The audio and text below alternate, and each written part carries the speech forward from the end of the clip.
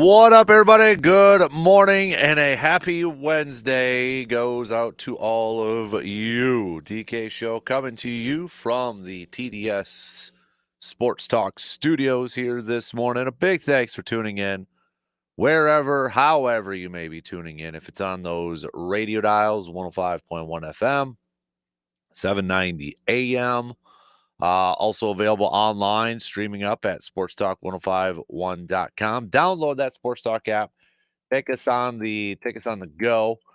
You got your video streams that are also up and rolling on YouTube, Facebook, Twitter, Instagram, Twitch, and yeah, that's I think that's about it. Smart devices, there we go. Smart devices over there too. So, but appreciate you making this part of your start on this Making a Turn Wednesday. Stock reports are due, kids. All right, boys and girls, stock reports. Send those on over. Whose stock is rising? Whose stock is falling? Make your picks.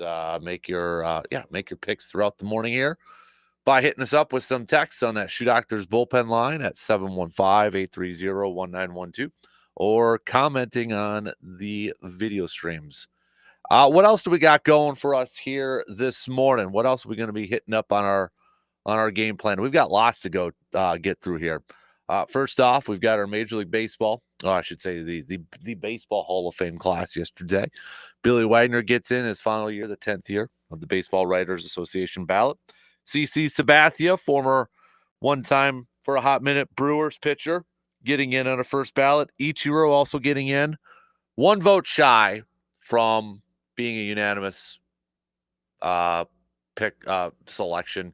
No idea who it was, but whoever that is, stand up and make your case known why you didn't vote for Ichiro.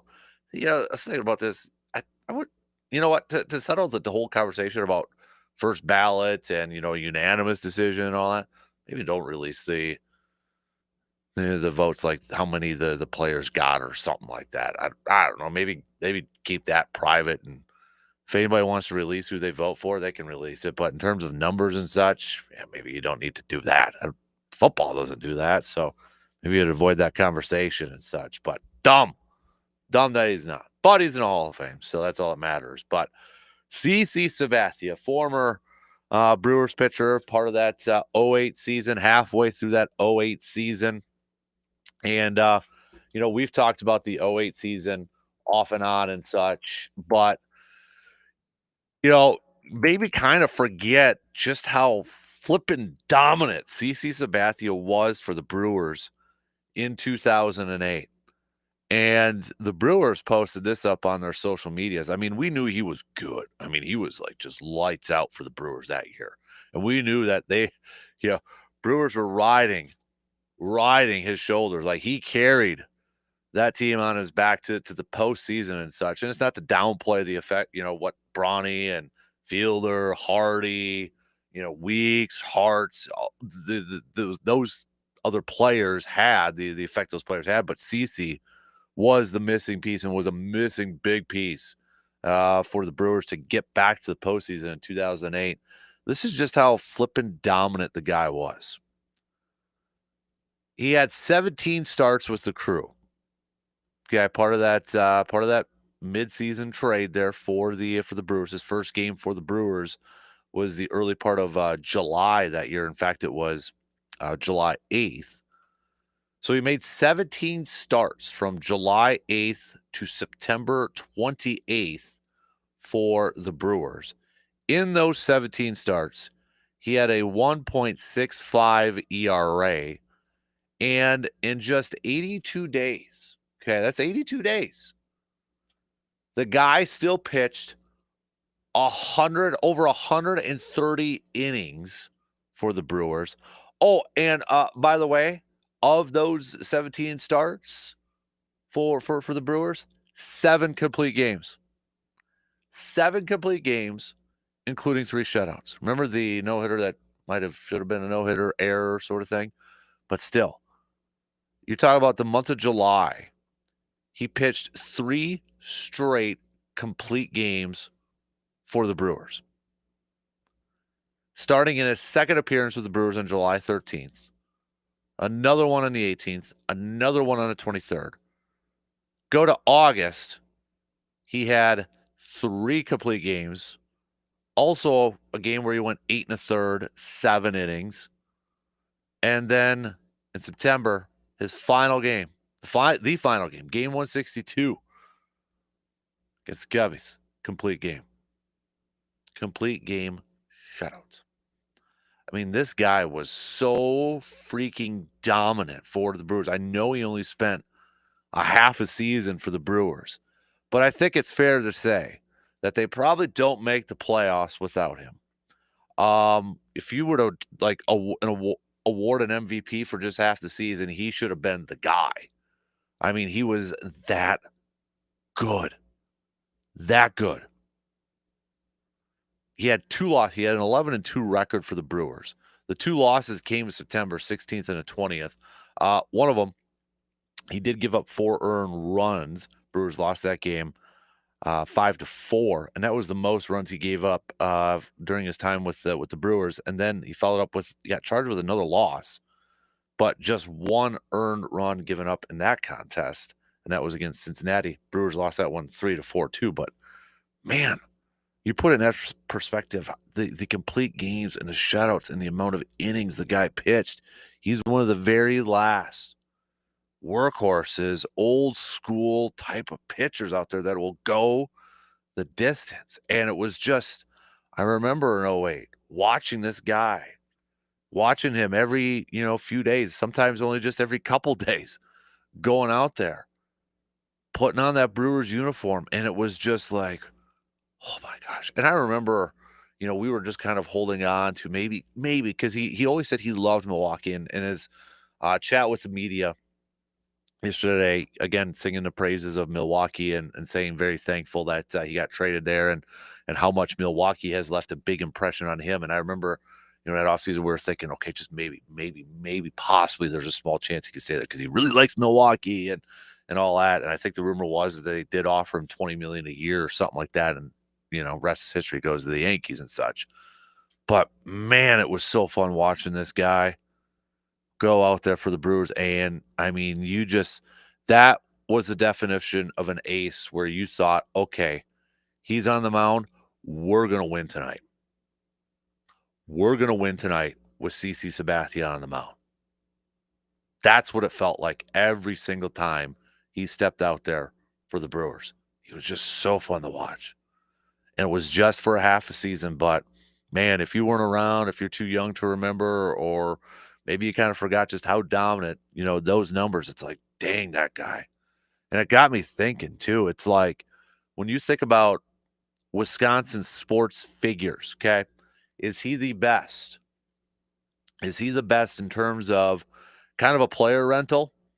Whether it was for one season or a mid-season, acquirement. I was thinking of a list. You got CC.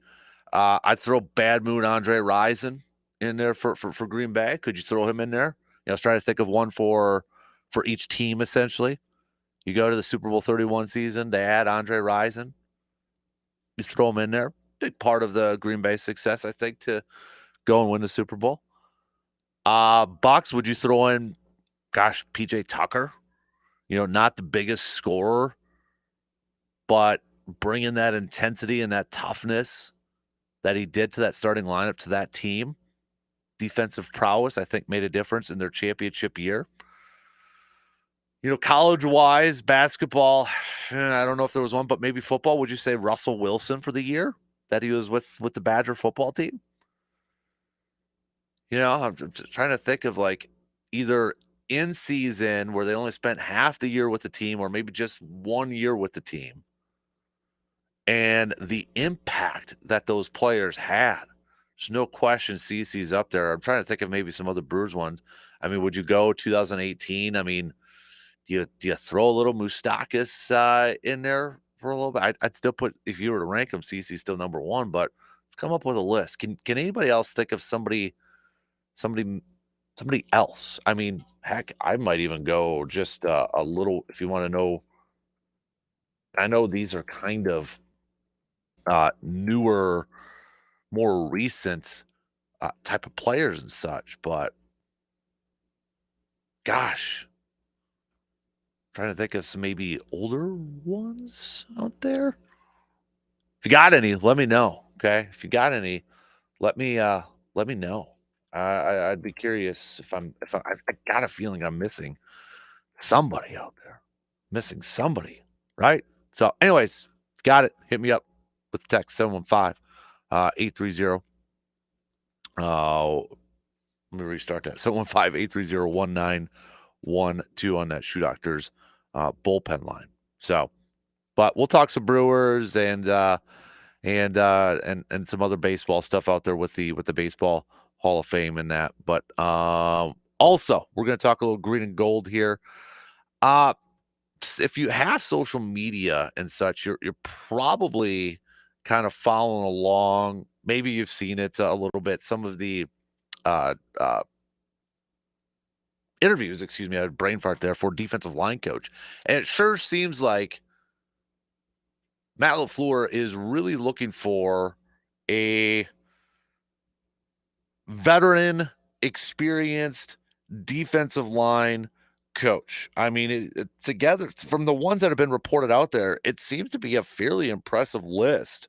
And I know it's just a position coach and such, but of the ones that have been kind of out there already, yesterday, the Packers interviewed Eric Washington. This was according to Jonathan Jones for their defensive line coach.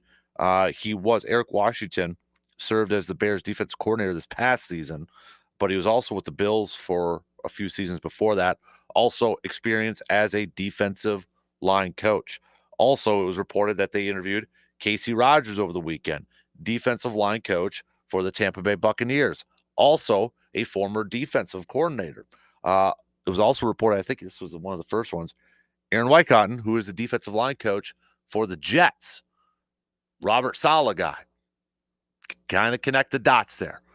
So it sure seems like, at least on the surface, maybe they promote from within and such, but it sure seems like Green Bay is looking at an experienced position coach to help out that defensive line, because I think it's absolutely important peril for this team to figure out the defensive line, to take that next step up and get more production out of that group.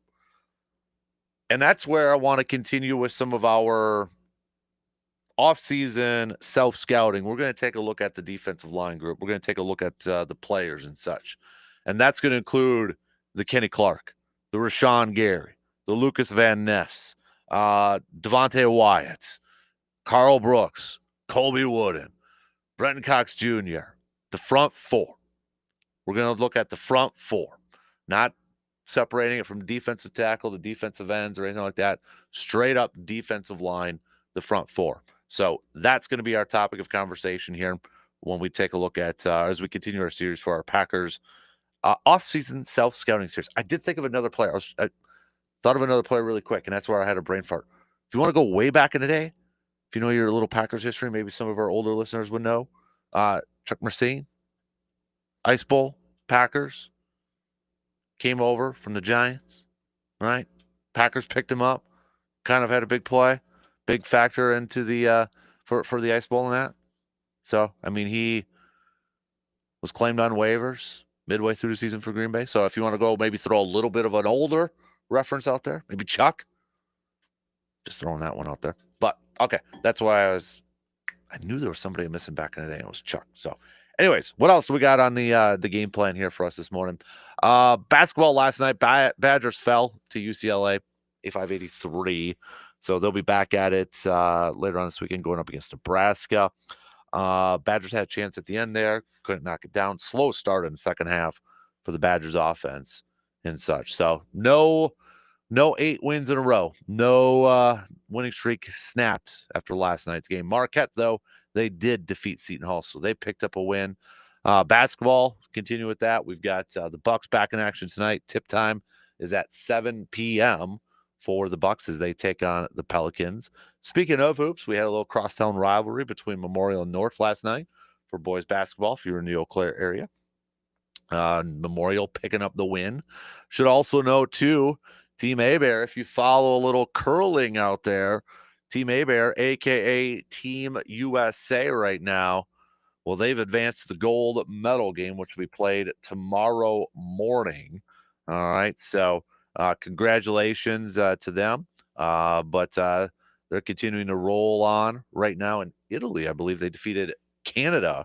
Was it yesterday? So, Team USA, aka Team A Bear here from the area, Eau Claire, advancing to the gold medal game at the World University Games. So keep her rolling, boys. Keep her rolling over there. So congrats to them. And only got one more to go here. So got to give a shout out. Got to give a tip of the cap to that team over there. As I mentioned a little bit earlier, stock reports, whose stock is rising, whose stock is falling.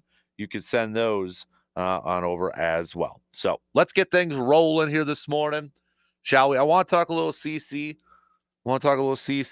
Oh, one more topic too. I got to throw this out there. Just kind of an informal kind of poll question sort of thing. So by now you heard about the Paul Skeens card. Okay. An 11-year-old, California, LA, got the Paul Skeens card, a 1 of 1. If you're not familiar with cards and that, it was a debut patch, autograph card. It was a very rare card. And, Pirates had offered this massive trade package, if we want to use the proper terms. 30 years worth of season tickets right behind home plates, some autographed jerseys from Paul Skeens. Yeah, here's the trade package. 2 Pirates season tickets behind home plate for the next 30 years. Meet and greet with Paul Skeens. 2 Paul Skeens autographed jerseys. It says softball game for 30 at PNC Park with coaching from Pirates alumni. Private tour of Pirate City and the ballpark. And a game with Livy Dunn in her suite. That's what the Pirates have offered for this card, a 1 of 1. And it's valued at 6 figures. 6 figures? Yeah. You're the 11-year-old. You live in LA. You taking this deal? I don't think I'm taking the deal. First of all, I'm 11. It's not like I can hop a plane every time to go over and check out a Pirates game every day or every other day. 2, I'm probably not a Pirates fan. And, probably don't want to watch some poo-poo baseball for a while there. So I'm either holding on to it, see if that value skyrockets, or do I cash in right now and maybe get those 6 figures? Again, 11-year-old, I get it.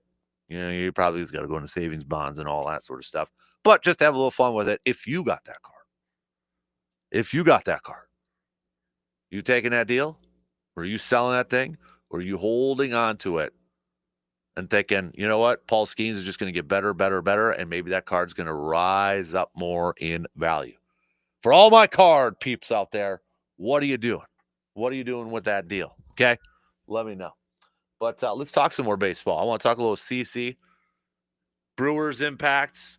Best of all time when it comes to a player rental or midseason pickup and such. Man, that dude was dominant. 2008 was such a fun year, too. All right, we'll be back in just a few minutes.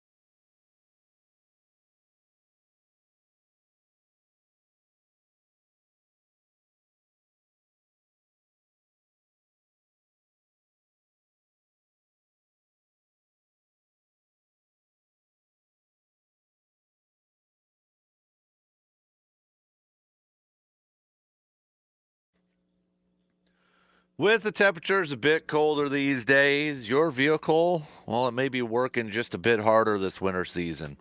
Add in the potential for some poor road conditions with winter snowfall and winter driving. It can be a tough son of a gun on your vehicle. That's where ASAP Used Auto Parts can help you out.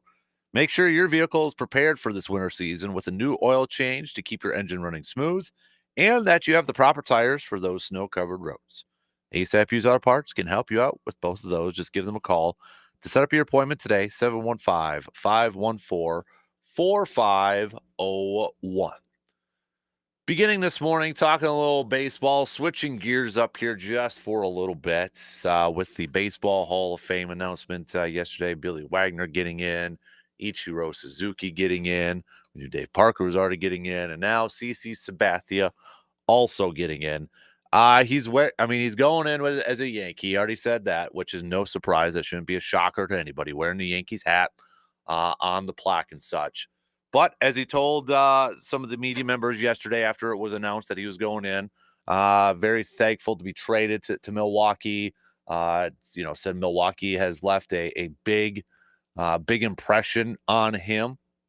And we heard a lot of that same stuff during that time and such that Milwaukee was, I think, it's not the first time we've heard that, right? Whether it's been Green Bay or Milwaukee too. I think from the outside, a lot of times it has this negative perception from people. It's like, oh, Midwest, oh, it's cold, ooh, nothing to do, blah. But then when players actually get here and such, they're like, dang, okay, that's a lot better. Not a lot of fun there. It's really cool. Don't judge a book by its cover all the time. But CC yesterday said, I'm very thankful to Milwaukee for trading for me and having that run that I did there. Also said that, shout out to David Risky, Mike Cameron, Bill Hall, Ricky Weeks, and Prince Fielder as the reasons why he felt so comfortable after being traded to Milwaukee. He said, I felt like I left a big impression on Milwaukee, but Milwaukee has left a huge impression on me. CC was definitely a big time workhorse. A big reason why that Brewers team finally, after 26 years, finally gotten back to the postseason. And I've talked about it. Brandon's talked about it. We've talked about it for our generation. That was the first time that we ever experienced in our lifetimes a Brewers team that went to the postseason. And we were both in college, and I remember that '08 season. That was also a down year for the Packers, right? That was Aaron Rodgers' first year. And it ended up being a 6-10 year for the Packers. It was a season where, okay, Green Bay had to lead, and then they would lose it. It was like, yeah, so you needed something. And it was that Brewers team in the fall that provided a lot of magical moments, whether it was the Brawny home run towards the end there or, all this other stuff. And it was CC Sabathia was a big part of that too. And the fact that they got to the postseason. And I still remember watching that last game. And I still remember watching, them watching. Was it the Mets game? Was it Mets Marlins? But waiting to see the result of that one. And they got in as the wild card. And it was just like finally, right? It was just kind of that feeling of finally getting in to the postseason. And we were just happy to get in there. And again, a big reason for that was because of one CC Sabathia. And when you look at the numbers, I think I'll be honest, we knew he was dominant. We knew he was like really good, but when you see it in writing again, just as a memory refresher after all these years, over 130 innings pitched in just 82 days. 17 starts with the Brewers, 1.65 ERA. All those complete games. And some of them shutouts too. You don't see that stuff anymore with pitchers like this. I mean, he is one of the last true, I'll call it old school workhorse type of pitchers. I mean, the guy was just so dang dominant when he got to Milwaukee. 7 complete games of his 17 starts. 7 complete games. 3 of them were shutouts. That's 3 in the month of July, 3 in the month of August, and then the final one in September for complete game shutouts. And at times, he pitched out short rest. There's a fantastic piece on Brewers.com by Adam McCulvey, and kind of talks about some of his quotes from some of his former teammates. Doug Melvin, who is the general manager that made the trade, CC and such. There's a really cool backstory with the lead up to the trade, and some quotes from Doug Melvin said that. Well, let me just read a little bit here. Again, this is from Adam McCulvey from Brewers.com. Melvin's first phone call with Cleveland general manager Mark Shapiro in early June. Melvin reported hearing a crack in Shapiro's voice when they discussed top Brewers prospect Matt Laporta. "We've got a chance to get this guy," Melvin said after hanging up the phone. Then the Dodgers swept in. Heard that many times before. They thought they had a deal, and McCourt, who was the LA owner, just couldn't buy into it. But our owner, Mark Anasio, was supportive. It wasn't the kind of deal people felt that the Brewers would make. Why would you give up these so-called controllable guys for a half a season of a star player? Well, the reason you do it is to get over the hump. It had been 26 years since we made the playoffs. Melvin wanted Sabathia as soon as possible, so he paid a premium to get the deal before the All-Star break. The sides agreed to a prospect package, including Laporta, left-hander Zach Johnson, and right-hander Rob Bryson, who was chosen from a list that included Jonathan Lucroy. They were stuck on the final piece. Cleveland liked both outfielder Michael Brantley and third baseman Taylor Green, who was rated more highly at the time. Melvin said, "I said, if we get to the playoffs, you get to pick. If we don't, I get to pick. Because if we got in, we'd be excited and happy, and it wouldn't matter who we gave up." Mark was agreeable to that, saying, "I don't know of another trade like that." And then, you could say that the rest is history. And Brian Anderson, I thought this was a very, very telling, interesting comment he said too. Just how much the CC effect had on his profession. He said, Sabathia brought Milwaukee into the A block, TV term for the first highlight. We were in the A block for the whole summer after that. Every time I see CC, I thank him for my career because of that, because of calling CC's games. An executive at Turner Sports noticed Brian Anderson's calls on the highlight shows and hired him for postseason games that year. And now he's worked 17 Major League Baseball postseasons, 13 NCAA tournaments, 11 NBA playoffs, and counting.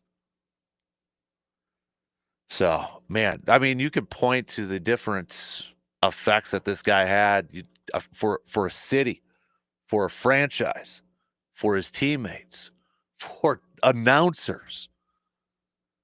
And remember, going to that September, Brewers at that time, firing Ned Yost, a little bit of a slump. Dale Swain comes in. And Brewers are really working CC a lot. And remember, he's heading into free agency too. And he had pitched at least 7 innings in 5 of his 6 September starts. The final 3 were all on 3 days rest.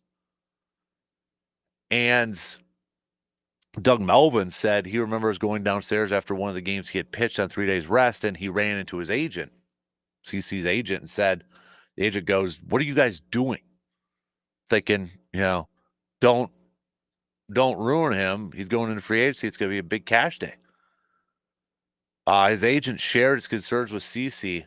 So apparently after that, Sabathia stopped taking his agent's phone calls. And Sabathia went into Dale's office and told him, "I was pitching. The Brewers shouldn't take any blame for that. It was all on me." I love athletes like this. I love players with that mentality. Give me the ball. I want to go out there. I want to help my team. I want to perform. I want to be in that moment. I want to be that person that helps lead this. Gosh, it was only a half a season, but what an impact. And what a lasting impact he has had for this franchise. Again, it was just getting over that hump. We were just kind of happy to be there, but it changed things too, right? It changed things after that.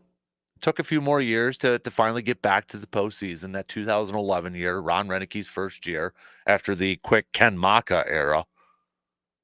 But 2011, right? You bring in Zach Greinke, Sean Markham. We all knew it was going to be Prince Fielder's final year in Milwaukee, but it started a trend. Started a little bit of a trend, being a contender for playoffs, and to the point now where we're like, okay, can we get a little bit more?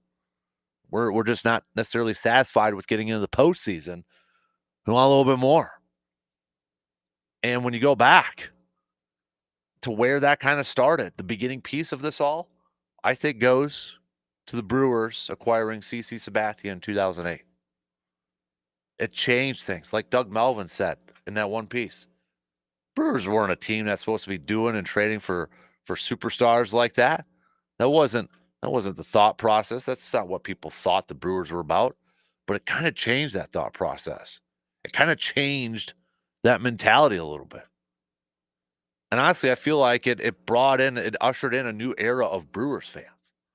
Like I was a Brewers fan as a kid, but I wasn't a diehard Brewers fan. Not like Green Bay. Okay. It was like if at that time, high school, middle school, and such, if I were to rank them, it was football, it was hoops. Heck, I'd probably even watch Tiger in his prime a little bit more than Brewers baseball. First of all, to find Brewers baseball was kind of hard to watch. But since that 2008, when you bring in Sabathia and such, and it kind of ushered in a new era. I started to get a little bit more into it, with Bronny and that group of Fielder and Hardy. It's like, okay, but you didn't really want to completely buy him. But then just like CC, it's like, okay, yeah, I'm all in. So a lot, I think you can point back to Doug Melvin acquiring Sabathia and just changing that mindset a little bit.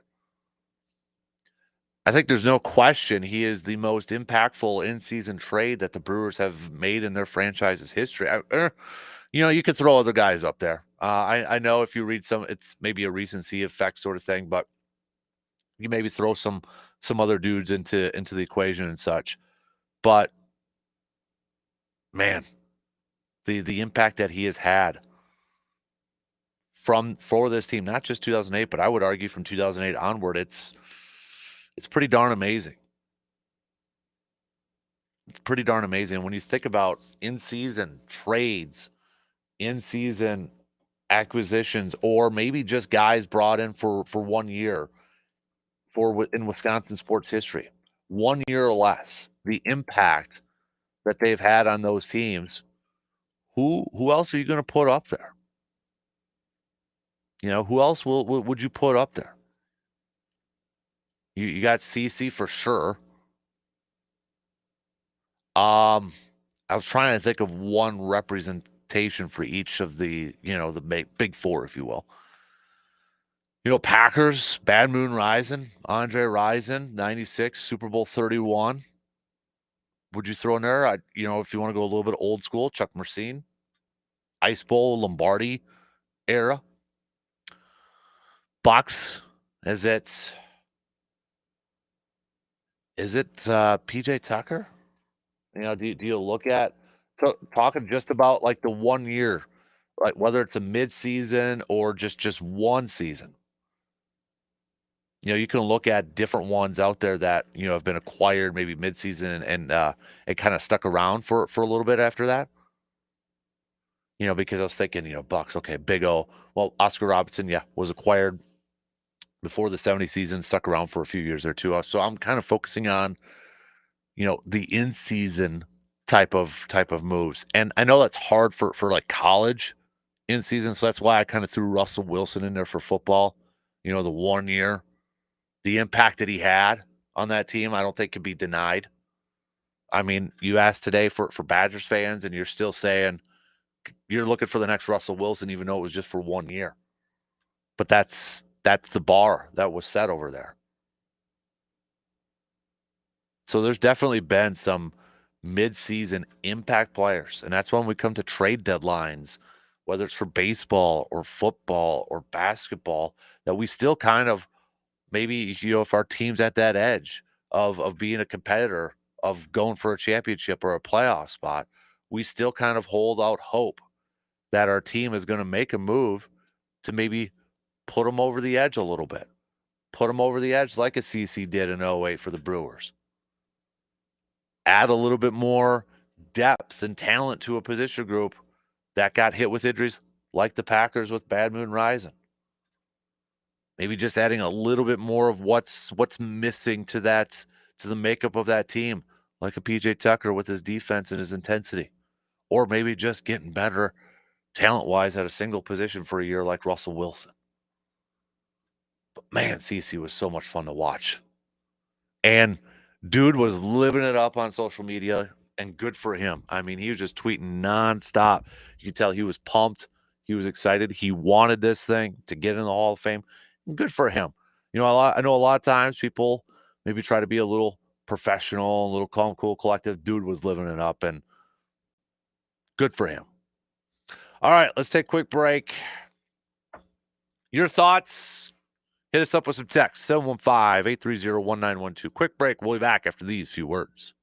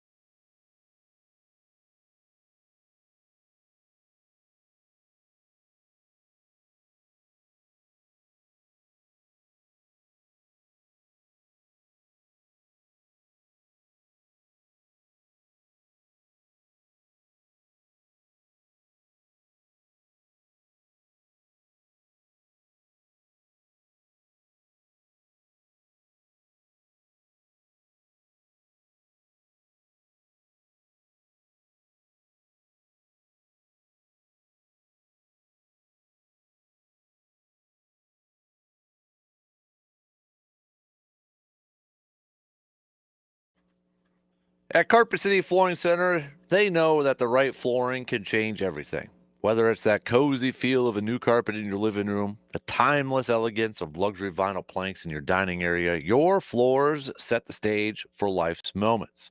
Their team of experts are there to help with so much experience and a passion for finding the perfect flooring for your style and needs. From the latest trends to classic designs, they offer a wide selection of carpets, laminate, and luxury vinyl planks, and they can even help you with remodeling your shower. When it comes to installation, they got you covered. Their professional installers ensure every detail is handled with care. So all you have to do is enjoy your beautiful new space.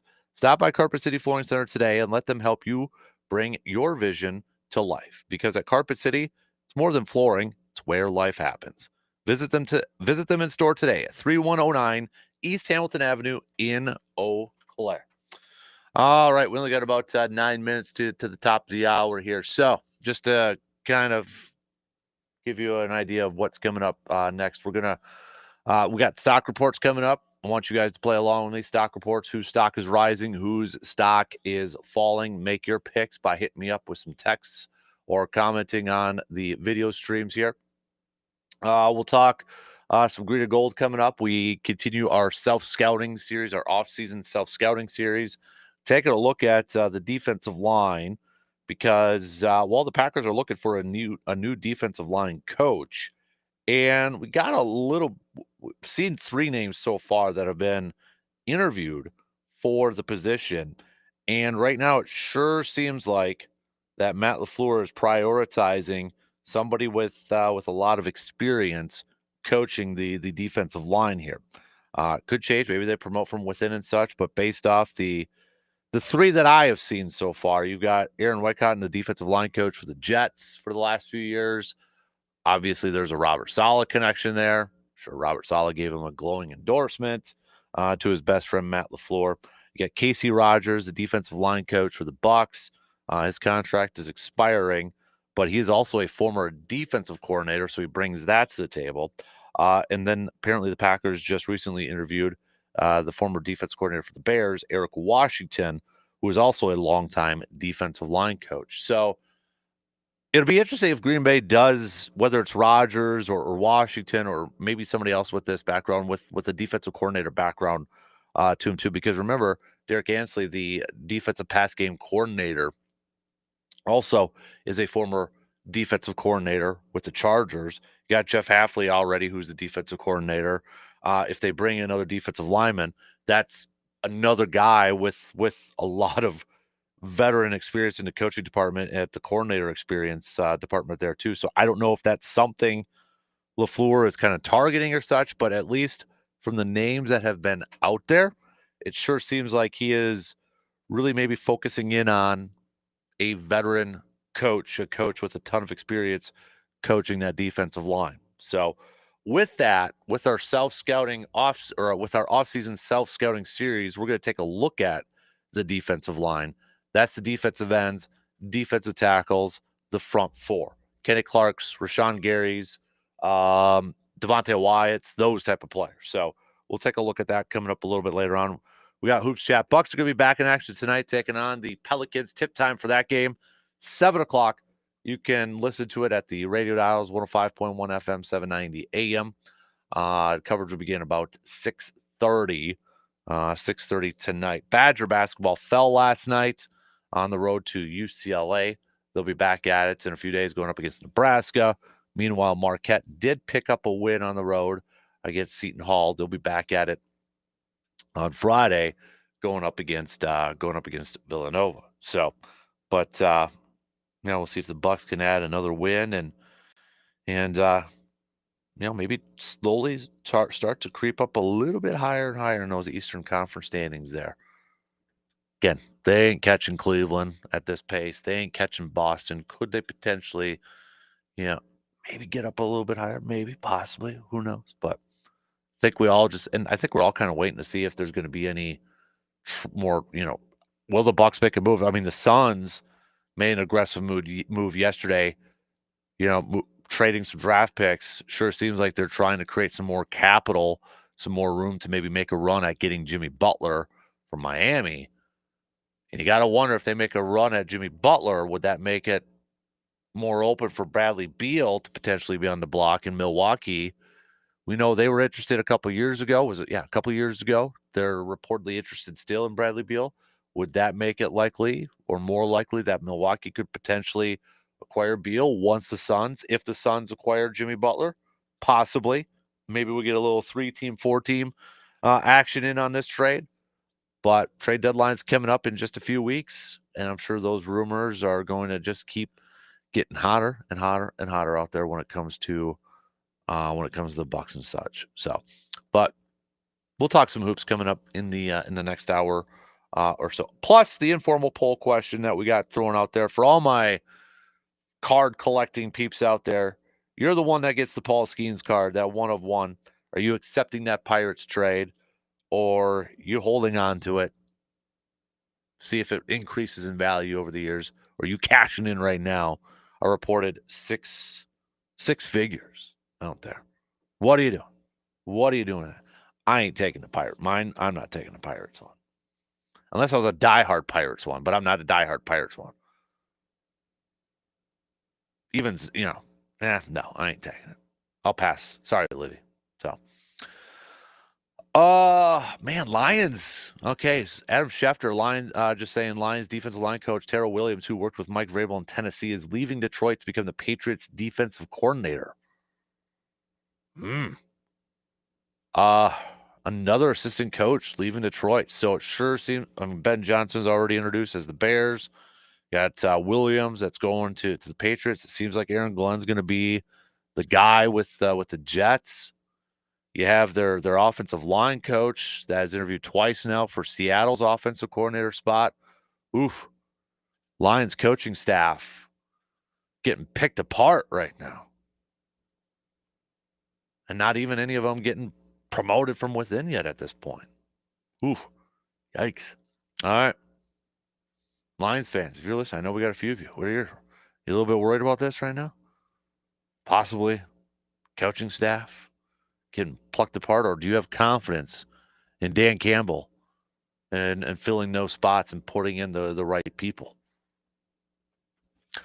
All right. We will finish up the second hour this morning with Morgs. Good morning. Hey, you almost bummed me out. I thought maybe you'd have the windows open in here now that we're above zero. Right. So it's hot sauce day. You remember that time you tried to eat hot wings and then started crying and needed bread and milk? Mm-hmm. Yeah. Sure do. Have you done that recently? I have not. We had a few people do it for our Feats of Strength challenge on our Festivus episode, though. How far up the Scoville scale did they climb? So it was it wasn't how many you could eat. It was how long you could last without taking a drink. So kind of like hot ones. Yeah. Okay. Apparently there were after effects for a couple days for our listeners, like C-Bomb and Surveyor Sam and Tim and that. So yeah. So who went highest up the list? We had to call it because it got to a point where Tim and C-Bomb they were grinding through them like, okay, you guys have done enough. So you're going to kill yourself. Yeah. They got the your chicken nose wing is necklace. bleeding. You need to back off. Yeah. We awarded a chicken wing necklace for the that. things people do for trophies, man. Yeah. When I was watching Hot Ones, though, one of the best contestants I've ever seen, which if you know the show, they just basically climb up the Scoville scale and try to conduct and hold on to an interview, which the more uncomfortable you get, the harder it is to do. Halle Berry, man, out of nowhere, she held on like a champ. She was composed the whole time, right to the end. She looked good doing it. She had, maybe a little sweat. That's it. But other than that, was unshakable. So who was your favorite? I got a favorite from those. Dave Grohl. Oh. I liked his, but they were drinking too. I mean, they were sauced, so it was fun on both sides. What about you? Conan O'Brien. Conan was my second. I love Conan. Yeah. No, Conan was my first one. Yeah, I do love me some Team Coco, but overall, I think I was most impressed with people that I would never have expected to be good at it. Yeah, that's why. Mm-hmm. By the way, if you want to, it's on the February 1st. Our good friends at VW Post are having their first annual Atomic Hot Wing Eating Contest. So how is this structured? Is it quantity? Is it speed? Is it scale? It is. They need to devour as many blazing hot wings within a 3-minute time frame. So it's timed. Yeah. So it's speed. And at that point, if it's that hot, isn't it almost better? You might as well just try not to taste it. Yeah. If it's a speed, just do it as much as you can. You're going to pay for it later. Bone in? I think, it's got to be bone in. Okay, so that's a process. Yep. Now you get drums, flats. What's easier? Are you gonna get involved in this? No. You're not? You're just gonna No. promote other people to be miserable? Yep. Who do you know that would take it, like, right now, if you had to nominate somebody for Team Casper, representing Sports Talk 105.1 on behalf of the I'd probably have to go station, Tim, who won our thing. the Yeah, Tim that I know? yeah, That yeah, guy can put away some hot wings? yeah, That's yeah. what he's good at. Who knew?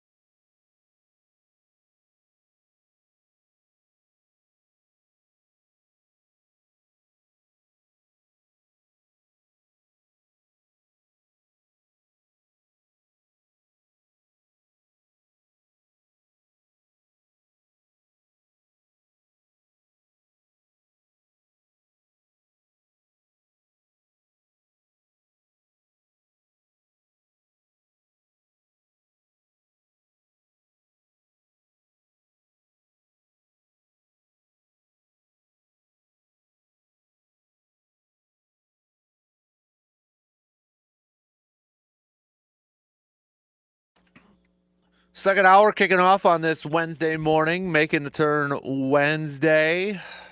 Stock reports are due, kids. Send us over your stock reports. Whose stock is rising, whose stock is falling. You can hit us up with a text on that Shoe Doctors bullpen line,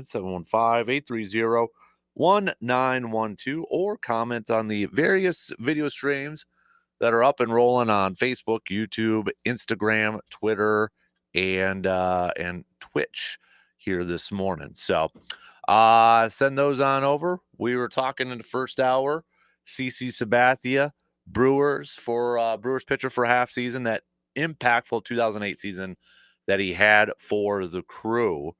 We were talking about, is he the best for Wisconsin sports history wise? Is he the best in-season player acquisition pickup of all time, or, if you factor in just a one and done type player, because college is pretty hard. You don't really have an in-season one. So that's why I threw Russell Wilson's name in there for the 1 year that he had being the starting quarterback for the Badgers. So, but who else you got? We threw in bad mood Andre Rison for the Packers when he helped the Packers win Super Bowl 31. You want to go back to the Lombardi days, Chuck Bersine in the Ice Bowl in that season. Do you throw in PJ Tucker for what he did for the Bucs team, being a defensive presence and a physical defender over there too? I don't know if anybody tops CC Sabathia though, and what he meant for that 2008 Brewers team, and I think kind of setting the new tone for this Brewers franchise too. So you can make your picks though. Hit me up with a text or send those on the video stream over there. We're going to talk some green and gold a little bit later on as we continue our Packers self-scouting, off-season self-scouting look.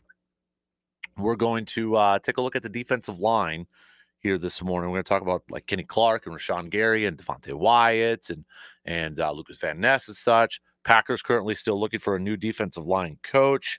We talked about the guys that Matt LaFleur has already reportedly brought in for interviews. Very veteran, experienced defensive line coaches, some even defensive coordinating experience. Aaron Whitecotton from the Jets, Casey Rogers from the Bucs, Eric Washington from the Bears. So we'll talk about that coming up in a little bit. And we threw out the question for all my card collecting people out there. I want to know your answer to the Paul Skeens question out there, so that if you're not familiar with what's going on, so there was a 1-of-1 card out there, a Paul Skeens card that had his debut patch plus an autograph card. Just one of these were made, and at the time, the Pirates had thrown out a proposed trade for anybody who found this card. They would give that person 2 Pirates season tickets behind home plate for the next 30 years, a meet and greet with Paul Skeens, 2 Paul Skeens autographed jerseys. You could play a softball game for 30 people at PNC Park with coaching from Pirates alumni, a private tour of Pirate City and the park, and you can watch a game with his girlfriend, Livy Dunn, in her suite. Well, an 11-year-old in Los Angeles has apparently gotten the card, found the card, assuming he bought a pack and ripped it and opened it up and such. Pirates saying the trade or the offer still stands and such. Do you make the move? Do you make the trade? Do you hold on to the card? Or do you sell it, which is reportedly worth around 6 figures was the last I saw. Do you hold on to it thinking it's going to rise in value? Do you sell it right now? Sell hot? Or do you make that trade? Do you make a trade like that? I ain't making a trade. First of all, I'm not a Pirates fan. But even like maybe if it was, a team that I know was going to compete or at least try to compete, be a little bit different. I don't know if I want to watch poo-poo baseball for all those years, but each their own, I guess. So what do you do if you were one that got that card? All right. Hit me up with a message over there. Last night, we also had some hoops action. The Badgers fell to UCLA, snapping their 7-game winning streak. UCLA holding on to an 85-83 victory over the Badgers. Marquette, though, was able to pick up a win on the road against Seton Hall last night, so they picked up a win. The Bucks are back at action tonight, taking on the Pelicans. Tip time for that game is at 7 o'clock. Again, you can listen to the game right here at 105.1 FM, 790 AM. Coverage will begin at about 6:30 this evening. But back to the Badger game. Badgers had the lead at half, 41-36, but started off the second half of last night's game pretty cold from the offensive side. And that allowed UCLA to creep back into it. And the Badgers just not able to, well, they had a shot at the end, tied or to win it, but not able to get it done. John Blackwell playing 34 minutes. It was a little bit of a shorter bench last night, but 34 minutes for John Blackwell. 23 points. John Tanji, we were just talking about these two and how these two, if they get to the dance and the big dance, these are the two guys that could help propel them to potentially a Sweet 16. But Tanji, 24 points for him. Stephen Kral, just 11 points in 29 minutes of action. And that was pretty much it. Kamari McGee played 19 minutes, but he only had 3 points. Carter Gilmore led the bench in terms of minutes and scoring. 24 minutes play, just 5 points though. So the Badgers. So yeah, they had their chances, they had their shots to pick up this one. Ultimately, not getting it done and suffering their third conference loss of the season, and dropping to 15-4 overall. Wisconsin will be back at it coming up here in just a couple days, as they will be taking on Nebraska coming up on the 26th. I think they'll just be happy to get home and have that game at the Kohl Center there before hitting the road again against Maryland and Northwestern. For anybody wondering, do they have to go to the West Coast again at all this year? No, it doesn't look like it, because Oregon and Washington will be coming to Madison in February. It's hard to believe we only have 1, 2, 3, 4, 5, 6, 7, 8, 9, 10, 11, 12 more regular season games to go. 1, 2, 3, 4, 5, 6, 7, 8, 9, 10, 11. Yeah, 12 more regular season games to go for the Badger basketball season. That's it. The regular season concludes March 8th in a home game against Penn State. Then you got the conference tournament, and then obviously the big dance there. But that's how quick things are flying right now in this college basketball season. 12 more games left to go in this regular season. Insane. Let's catch up on some texts here before we head to break and talk a little green and gold. This goes back a little bit earlier where Rick said about CC Sabathia. CC Sabathia is definitely the best in-season trade in Wisconsin sports history. I remember that 2008 season and just enjoying the ride with CC, knowing we were only going to have half a season for him. That dude was a beast. Another texter saying the Brewers definitely rode the back of CC Sabathia, and what a ride it was in that 08 season. You don't see pitchers like CC Sabathia too often anymore. Another texter said, I always thought it was cool that CC really enjoyed his time in Milwaukee. I, too, held out a little small hope that in 08 he would stay in Milwaukee because he liked the area so much. But money talks, and that's how the Yankees were able to land him. Very thankful for his short time in Milwaukee and changing the landscape of Brewers baseball. Another texture. This is from Ben. Ben saying that CC definitely has had one of the most biggest impacts in Brewers franchise history for what he did in that half season in 08. Brewers were just a team that ran out of gas once they got to the postseason, and they were just happy to get there, understandably, because I, like many other Brewers fans, were in the same boat. I agree. We've mentioned that a few times, but a lot of us were just ecstatic to get there and happy to get there. Thank gosh for Dave Bush for helping us win one postseason game against the Phillies that year. So, all right. Tell you what, let's take a quick break here. Keep your texts coming though. All right. I want to hear from you this morning. All right. Hit me up on the on that line or on the video streams, or hit me up with an email too if you'd rather shoot me an email. All right. Got a bunch of different questions out there. I'm throwing at you. Who else am I missing on this list of the best in-season or one-year players in Wisconsin sports history that have had huge impacts on their teams? CC, obviously. I threw in Bad Moon Andre Rison for the Packers. You want to go a little bit older? Chuck Mercy. Bucks, I was trying to think of somebody who was there just for a hot minute that really helped them out and was a big factor. And I threw in Tucker for the championship year for the Bucks. Badgers, it's hard for college sports because you don't really have like midseason stuff in there. So is it Russell Wilson for the 1 year that he was a starter? Who else am I missing? Get your thoughts coming, and we'll pick that up and get see if I'm missing anybody out there. So let's take a quick break though, and we're gonna talk a little green and gold. All right, switch gears here a little bit. We'll be back after these quick words.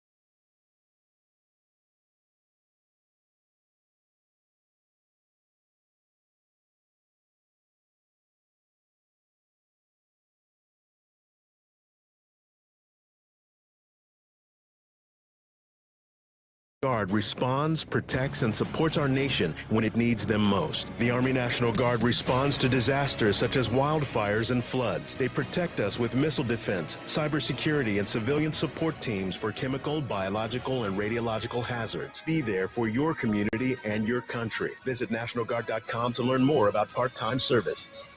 Sponsored by the Wisconsin Army National Guard. Aired by the Wisconsin Broadcasters Association and this station.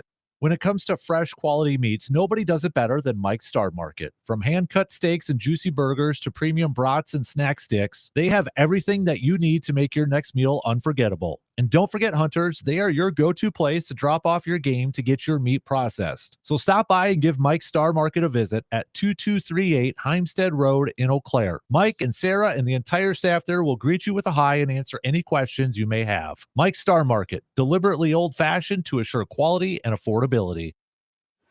There aren't many people as sports smart as he is, so he tries to use tiny words so people like me can easily follow along. That doesn't make sense. The Dan Casper Show.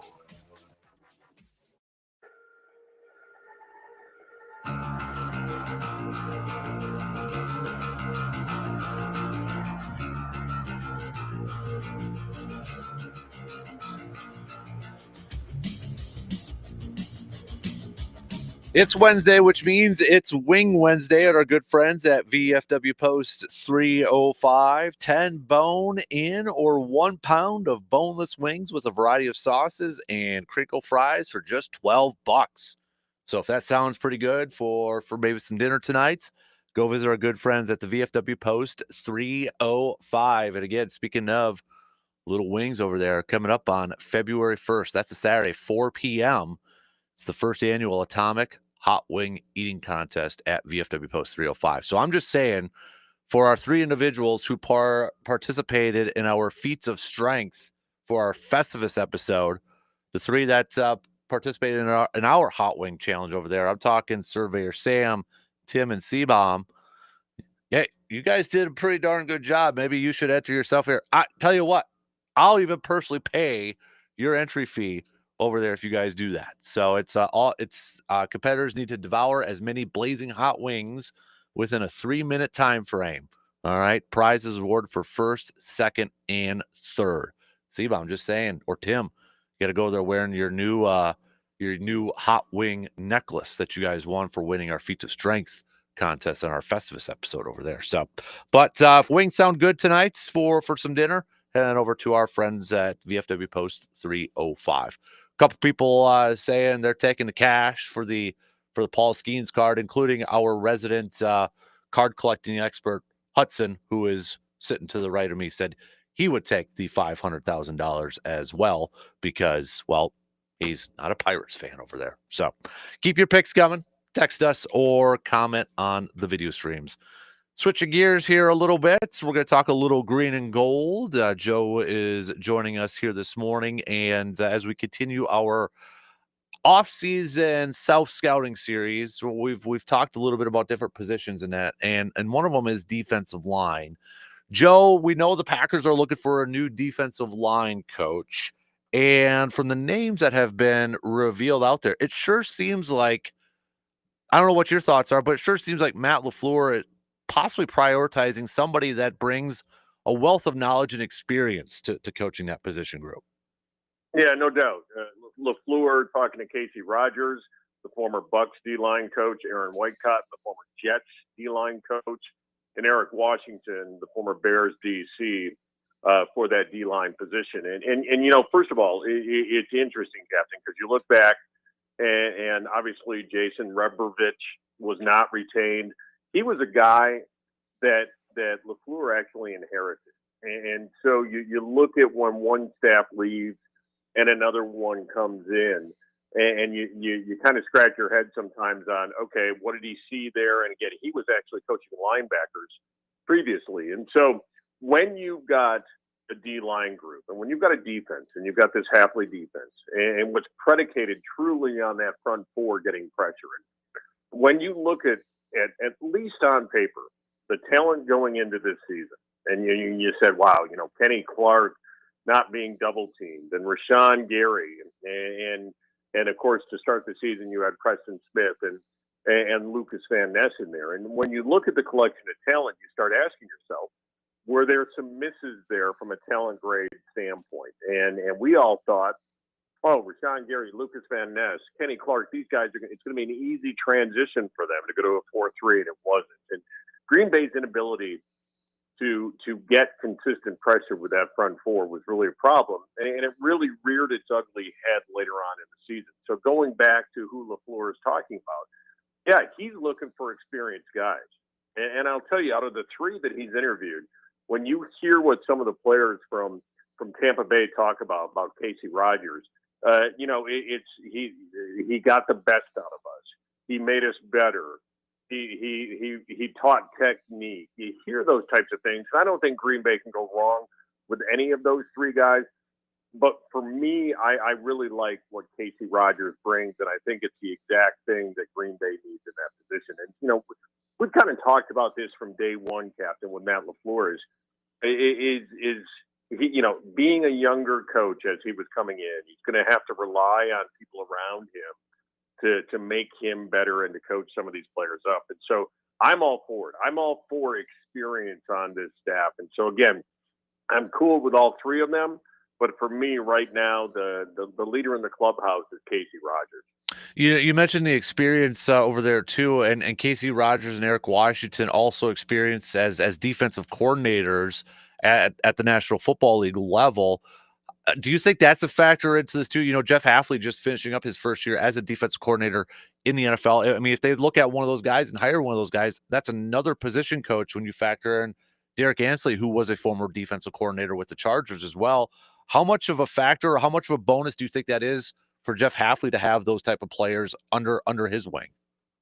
Oh, I think it's been tremendous. When you've got coaches who have experience either coaching up at a different level or coaching another position or whatever the case may be, I think it's invaluable. I mean, again, we talked about Robert Saleh being on this staff for Matt LaFleur, and I think having another set of eyes and another set of ears during the game and also for in-game for pre-game preparation during the week, I think it's invaluable. Just having those different eyes. Look, Captain, when I talk to businesses about their own brand, I would say the quote, it's hard to read the label when you're on the inside of the bottle. And the same thing with a football team. When you're so taken, again, you and I have talked about, head coaches who are also offensive play callers.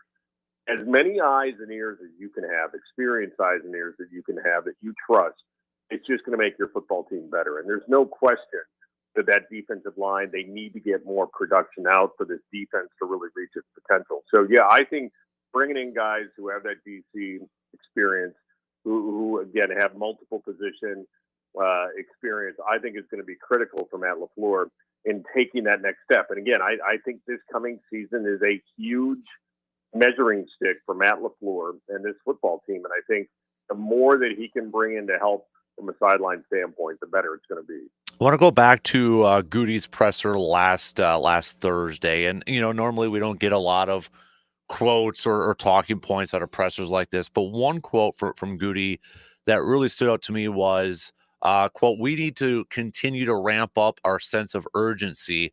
I think it's time we start competing for championships." When you hear your general manager say that, for me personally, it's like, okay, he's putting pressure on himself. Like, okay, we got to put some more talent on the field and such. Puts a little bit more pressure on the coaching staff. Puts a little bit more pressure on the players and such. Did you like that from Goody, or what was going through your mind when you heard that quote from Gutekunst last Thursday? I knew where he was going with it, but I thought it was odd because it's what were you doing previously? Mm-hmm. And so that's again. I knew where he wanted to go with it. I just felt he probably didn't say it as well as he could have. And look, that speaks to me that are they feeling a little bit warmth in Green Bay to take that next step? I think so. And again, I don't think anybody's going to be fired. I don't think anybody's going to is on the hot seat. But is there a little bit more pressure to take that next step with this young football team? I think absolutely. And I think that also says to me that, look, Goody's going to be aggressive this offseason. And whether that means going after a defensive lineman with a trade. Of course, you heard the comments from Josh Jacobs recruiting. That leads to Max Crosby. All of these different things out there, the wide receiver position. I think Goody's going to be aggressive again. Now that they're under or out from the weight of the salary cap, I think they're in a prime position to do so. So yeah, I think what Goody should have said is that, look, the bar is always high here in Green Bay, and we're going to do whatever it takes this offseason to take that next step. Not implying that they haven't been shooting for that in the past, but just putting it in a different vernacular. So I totally understood where he was going. It just didn't sound right because it's basically, well, we really haven't been competing for championships the last couple of years. So yeah, I think Goody is going to be aggressive. I think, there's reports now of a couple of teams, I believe Baltimore and I believe San Diego, that, excuse me, might be interested in Jair Alexander. So you could see that. Obviously Kay Adams and Devontae Adams, it's almost every day now where Devontae makes a reference to Green Bay. So there's that out there. There's obviously, the speculation of T. Higgins. There's all kinds of speculation. Obviously, we're about 6 or 7 weeks away from free agency starting, but I see Green Bay in a position, 30-ish million in salary cap.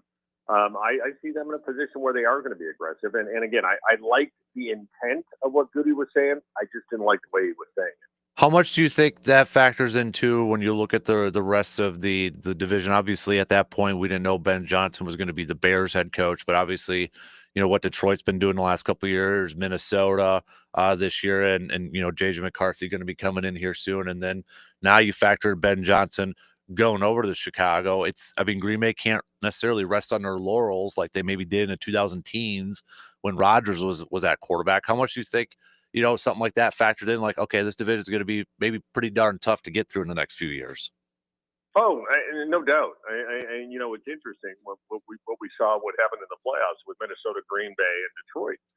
Look, that division just beat up on each other during the year, and obviously Green Bay had its struggles, but they were for the most part close football games, and so I think that division beat up on each other, and I think Ben Johnson, it's been reported one of the reasons he took the Chicago job over anything else was that quarterback.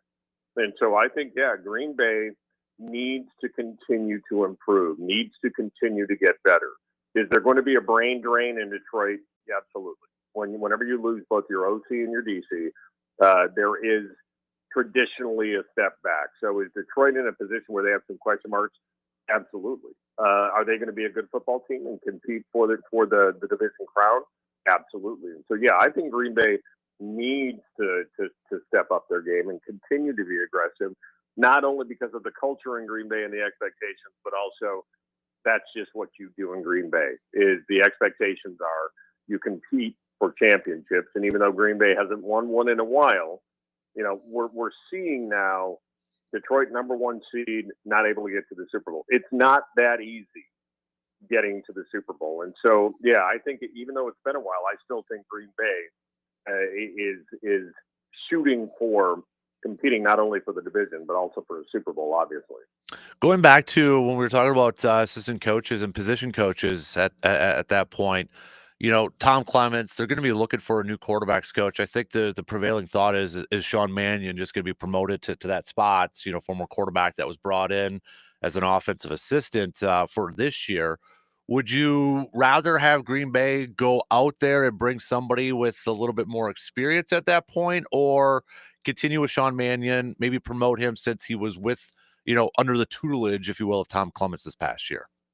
It's an interesting. I've been going back and forth on that, and I think the quarterback coach position is such a critical one. And I've been going back and forth on do they stay in house, and there's something to be said for quote unquote, like you said, under the tutelage.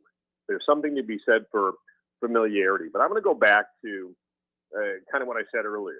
It's hard to read the label when you're on the inside of the bottle, and so if you continue to promote, and I think that's great. I love that philosophy. But if you promote Sean Mannion, I would like LaFleur to then make another move and go out and get a guy as an assistant coach on that offensive side of the ball. I know Robert Saleh helped him out this past year, but that was more defensive tendencies rather than the actual quarterback play. And so if he does go that route and goes Mannion, I think you've got to bring someone else in that has a little different perspective, a little different view on it, if you will. And so I just think that's critical. And so that being said, though, again, and I know that this sounds cliche, but I've often said I think Dan Orlovsky would be a tremendous quarterback coach. And again, even if you just brought him in as an informal consultancy kind of thing, I want another pair of eyes. Is Mannion, can he do the job? Yeah. I always look back, and when Brett Favre had Darrell Bevell as his quarterback coach, I just said to myself, what can Brett Favre learn from Darrell Bevell? And this is a critical time for Jordan Love. There's a lot of fundamental things with him that he still needs to clean up, footwork, that type of thing. And so this is a critical hire. So if he does go Mannion, I'm okay with it, as long as he brings someone else in that can lend some experience and some outside perspective. I don't know if this is a proper way to phrase this, but going back to Ben Johnson, because it affects the NFC North and such, is it a bigger get for the Bears to get him, or a bigger loss for the Lions to lose him? I think that's a great question. I think it's a bigger loss for the Lions. And I go back to what I just said about, quarterback coaches and OCs. We all know what happened with Jared Goff with the Rams. All right. We all heard the stories that Sean McVay, really spoon-fed the offense to Jared Goff. And so you saw Goff really take off in Detroit with Ben Johnson. And so I think it's a bigger loss for Detroit. I think that when you look at Goff's career and the arc that he has, and again, Sean McVay never wanted to take the training wheels off. And going back to an Aaron Rodgers, he never got the keys to the car there. And so I think Ben Johnson meant more to Jared Goff in that offense. And so I think it's a bigger loss than a bigger gain for Chicago. I'm glad you brought that up, because there was it was a podcast from a couple of years ago, I believe, where it was like McVay, LaFleur, Shanahan, and McDaniels, and all those guys were on there. But the interesting part was like listening to the Rams or McVay and how they coach Goff. It was a lot of check with me's, right? Going at the line of scrimmage, check with me's, and then McVay would call the play. But then I remember there was a part two where defenses then started to give a pre-look as soon as the ball was snapped and he'd turn his back towards them. They'd change up the defense and he was all screwed up, and that's what really affected his play and kind of irritated McVay at that point too. So I'm really curious to see how Jared Goff, whoever this offensive coordinator is going to be, is he able to pick up where he left off, or is he going to revert maybe to where he was with the Rams at the back end of his career? Yeah, it's a legitimate question. And yeah, I remember that podcast, and I thought it was a great podcast, by the way, and talking about the signal callers in the NFL, but from that tree of the Shanahan tree. But yeah, it's a great question. And again, it is such a interesting position and relationship that you have with your OC and your quarterback. And you look, I'll speak from a much lower level at the high school level. And I coach quarterbacks for Eau Claire Memorial. And I have a great relationship with the OC, and he's a great OC and tremendous experience. And there are a lot of times when the OC is going to be harder on the quarterback, and then I'm there to pick up the pieces on the sideline.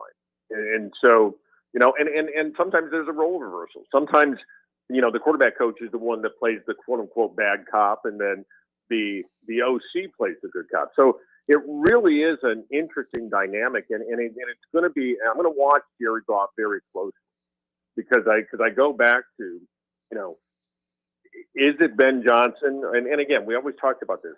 Who made Aaron Rodgers? Who made Brett Favre? Who made these quarterbacks? And I think it really is an interesting situation when you look at it and say, is this a quarterback making the coach, or is this a coach making the quarterback? So great question. I do think Jared Goff will regress in whatever this new offense and OC wants to run. I don't think Goff is an elite quarterback in the NFL. I think he was put in a position to be successful, and I think there will be a step back this season. With we may have touched on some of them already, but to kind of wrap it up as we are entering the offseason, especially now for the NFC North, what do you think is the biggest question for this division as we head into the offseason? I think the biggest question in the division, it's going to be, I think, what Minnesota does. I think what Minnesota does at the quarterback position. Mm-hmm. Sam Darnold was supposed to be the stopgap quarterback. And there were rumblings and rumors and speculation that he could potentially be looking for one of those $50 million deals as the season was winding down. Now, I don't know if that's where you want to go with Sam Darnold based on how he played at the end of the season. So I think, obviously you have J.J. McCarthy. Obviously, that is a good football team and a talented football team. So I think that's the biggest question mark is what does Minnesota do with Sam Darnold and with J.J. McCarthy coming up? Is that a situation where they're going to have to find another stopgap quarterback and let Darnold walk? So I think that's the biggest storyline as this offseason develops is where does Minnesota go with that quarterback position? Really quick, I want to ask you one more really quick one based off that Commanders and Lions game. I was talking to a buddy of mine watching that game.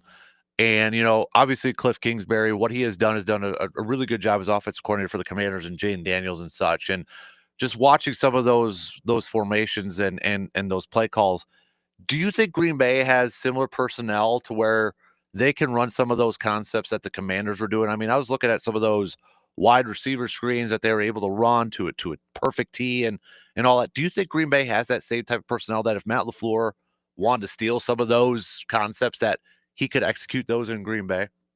It's an interesting question. First of all, Cliff Kingsbury, the perfect example of a guy who really good OC, not a good head coach. And so it's the lesson learned there that just because you're good at one step doesn't necessarily translate that you're going to be good at that next step up. So I just want to reference that. But look, I watched that game with kind of the same attitude or kind of the same thought is, wow, this is a really good offense. And I think Green Bay has the 1-2 punch in the backfield. So I think they can match Washington there. I think they definitely have the tight end. I think they need to use Tucker Kraft more. But I think they have the potential there. And what I was looking at is truly the difference maker, in my opinion, is Terry McLaurin.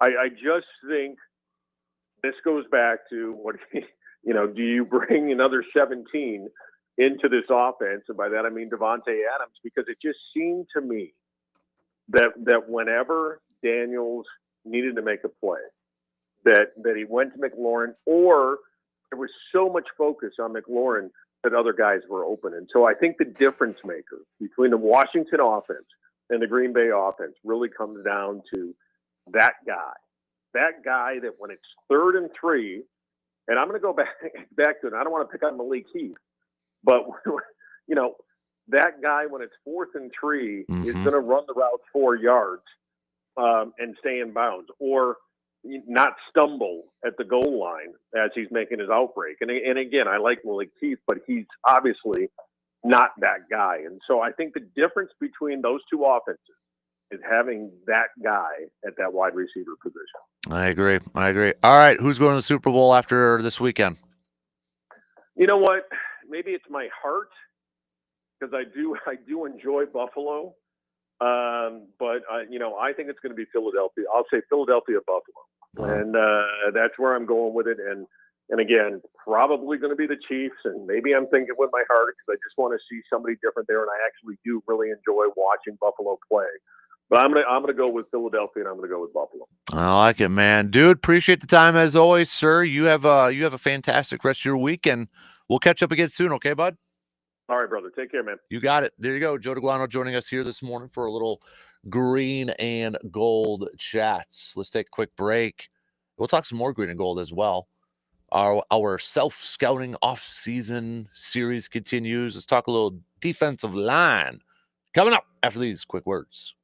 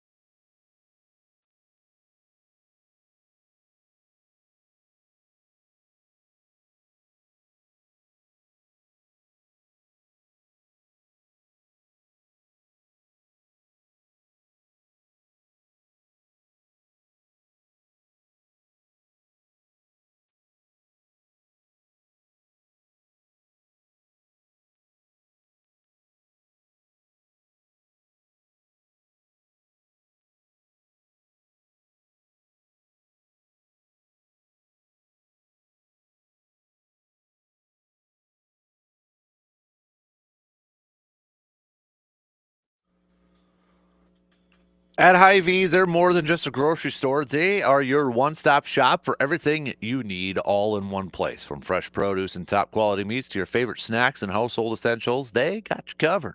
Need a quick dinner solution? Check out their delicious ready-to-eat meals or swing by their in-store bakery and deli for made fresh daily options. And don't forget to fill up the fuel tank and take advantage of Hy-Vee's Fuel Savers. And while you're there, grab a six-pack of Man Cave Light, some damn good burgers over at the meat department, and you're set to go. With friendly service, great prices, and convenience you can count on, Hy-Vee is here to make your day easier. Stock reports are due, kids, coming up just past 8 o'clock. Whose stock is rising, whose stock is falling. Make your picks by hitting us up with a text on that Shoe Doctor's bullpen line at 715-830-1912 or commenting on the various video streams that are out there.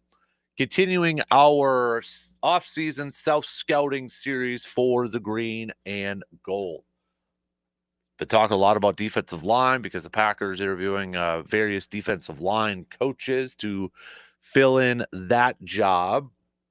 And I think if we were to look back at this season, which ended not too long ago, almost about a week and a half ago, and if we were to say what was one of the more disappointing aspects of this season, I think a lot of people would put in, and I would agree with this, the performance from the defensive line.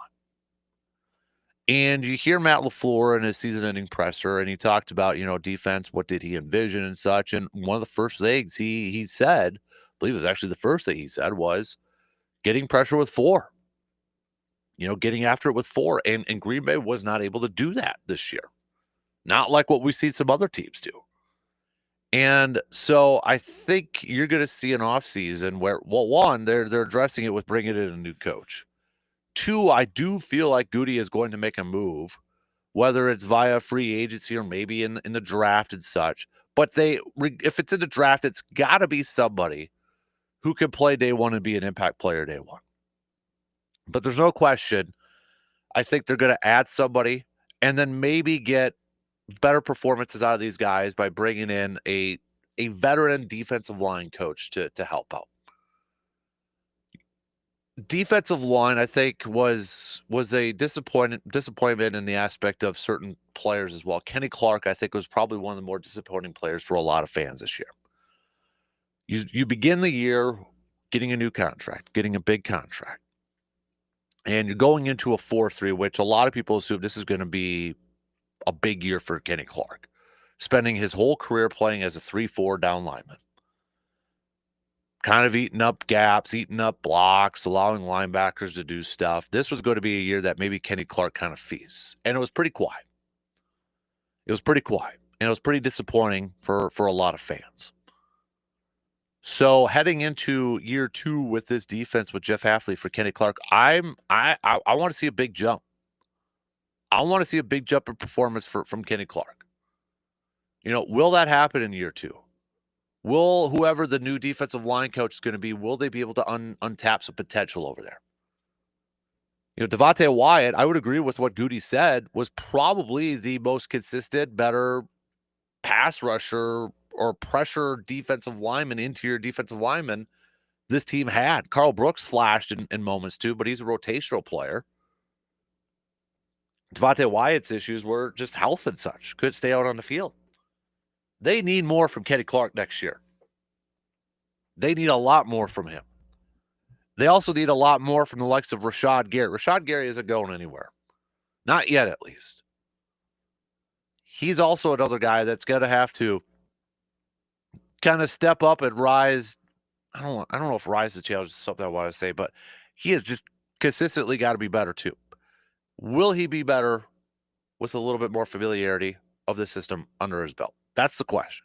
And whoever this defensive line coach is going to be, what can they get out of Rashad Gary? Rashad Gary is not, when we look at defensive ends in the National Football League, he is not in the category of a Max Crosby. He is not in the category of a Myles Garrett. If you just want to talk about edge rushers, that includes the outside linebackers in a 3-4. He is not in the category of a TJ Watt. He is not in the category of an Aiden Hutchinson. He's getting paid to be at a top tier, but he's not there. And he has to be. They're paying him to be a premier pass rusher, and he has to be.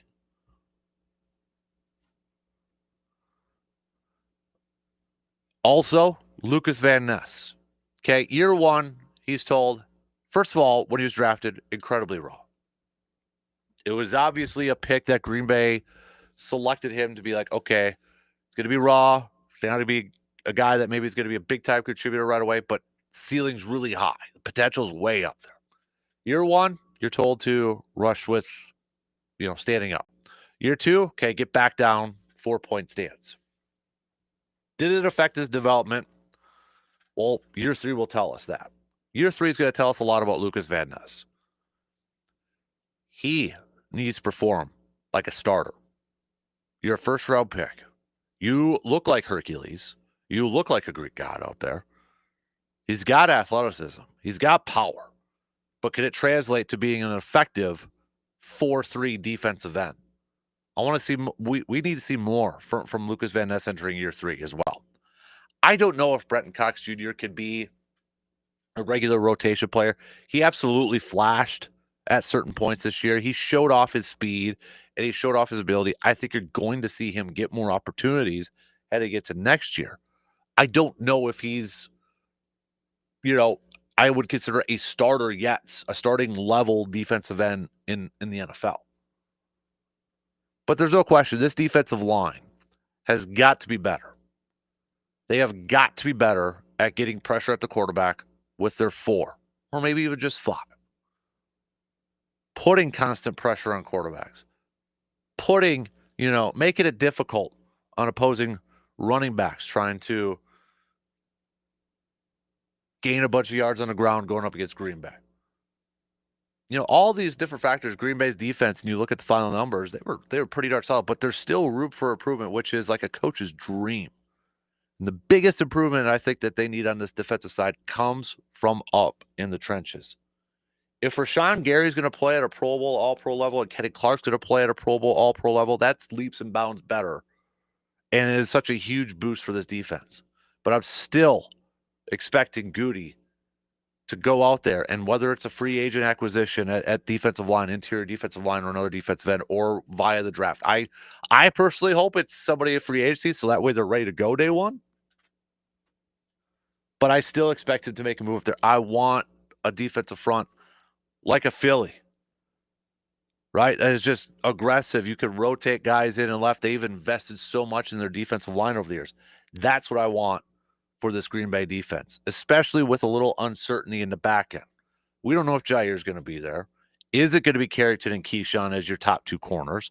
I think they're going to get a corner specifically in the draft. I don't see them maybe investing a lot of money in the offseason by bringing in a free agent corner, like an Asante Samuel Jr. or such. I think at that point they may just keep Jair, well, depending on the chemistry of everything going on. But getting that pressure up front, that's the biggest improvement I want to see from this defense. All right, 2 hours in. One more to go. We got stock reports due. We'll hit that up and a bunch of other stuff too. Stick around. We'll be back after these news updates.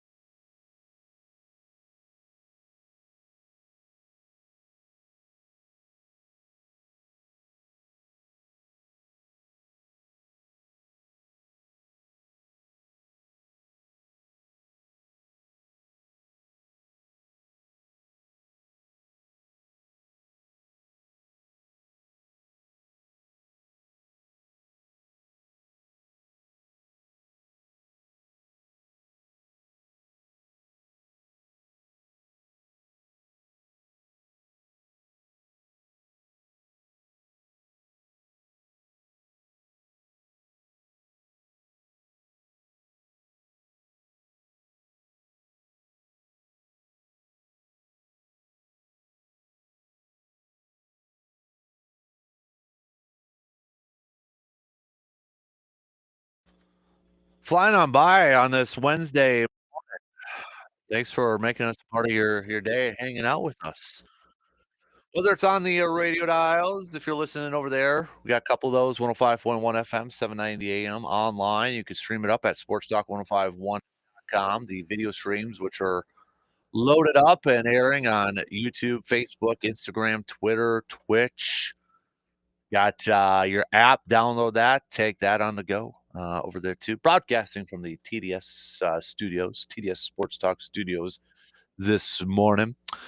Stock report's going to be due here in just a little bit. Whose stock is rising, whose stock is falling. I've got my picks coming at you. First hour of the program, we talked a little CC Sabathia and Milwaukee Brewers. CC going to the Hall of Fame. Ichiro going to the Hall of Fame, one vote away from being a unanimous decision over there. Billy Wagner also getting in to the Hall of Fame. So we talked quite a bit about that and talked about CC's impact on this Brewers franchise just for half of a season in that 2008 season and just how flippin' dominant the guy was. Just again to kind of revisit some of the stuff that he did. It's when you think of it, we knew he was a workhorse and we knew he was dominant, but again, just to read off some of the things. 82 days, just in 82 days with the Brewers, he pitched over 130 innings, 17 starts, 1.65 ERA. And of those 17 starts, 7 of them were complete games. 7 of his 17 starts were complete games, including 3 shutouts. He had 3 complete games alone in July and in August, and then the last one in September, that final game of the season. Just an absolute beast. And I feel like one of the last few old school type of pitchers that just say, give me the dang ball. I got you guys. Ride with me. Ride with me. He's actually going to be on the DP show at 9:25, so a little over an hour if you want to check out. And Joe, so we got a little Wisconsin flair to DP show. 9:25 is CC Sabathia. Joe Thomas is going to be on at 10:25 over there. So, but if you have any more final thoughts and such on CC Sabathia and that, we threw out the question: is he the best for Wisconsin sports? The best midseason pickup for any Wisconsin sports team? And I altered it a little bit to include college, just because you don't necessarily get a whole lot of midseason stuff over there. So midseason or 1 year player. So like for the Brewers, you throw in CC. Packers, you throw in Andre Rison, Bad Moon Rison. If you want to go, if you want to go a little bit earlier, or excuse me, older, you go to Lombardi days and Chuck Mercine. They picked him up off the waivers against the Giants, had an impact in the Ice Bowl and such. So you had a couple Packer ones over there. Bucks, the only one I could really think of like for mid-season that led to maybe a championship or just an amazing run. Would you go PJ Tucker in that championship year a few years ago? You come in, he's a starter, he's a defensive stalwart, brings the intensity, the toughness of that team. And then for the Badgers, again, it's tough. So like you have to maybe look at a 1 year guy. Is it Russell Wilson at quarterback for the Badgers? Who else could I be missing over there? Hit me up with a text or comment on the stream. Those are the ones that came to my mind right away. So, so we'll get to some of those. We talked a little football in the last hour. We were talking about defensive line, and I think a lot of Packers fans would agree that defensive line is definitely a big need for this team heading into the offseason as such. Will they acquire it via draft? Will they acquire it by free agency? One potential guy is going to be coming back this year to play football. Could he be an option for a short-term deal? And that's Khalil Mack. Adam Schefter literally just a few minutes ago saying that Khalil Mack has decided he will return after the Chargers had been bumped out of the postseason. Kind of some uncertainty whether he was going to be back. He said after that Texas loss that he needed to take some time to mull his future. But according to Schefter, he will indeed play in the 2025 season. His contract is up, and he is scheduled to be an unrestricted free agent. Now, Khalil Mack, he is 33. He will be 34 when the season starts. He's probably not going to get a big time long-term deal. But could he get like a JJ Watt type of thing when he went to the Cardinals, a short-term deal for a nice chunk of change? Probably. And if so, should the Packers be one of those teams? Because if you go on the socials already, Packers are already a team. Betting odds are one of the favorites out there. This is from the 33rd team. Top landing spots for Khalil Mack. Chargers, Packers, Patriots, Eagles, Rams. Rams and Eagles, I want some of that defensive front. Again, Rams, we talked about like a little bit earlier. I mentioned I want a defensive front like the Eagles, where you could just, get home with 4, but you have a rotation.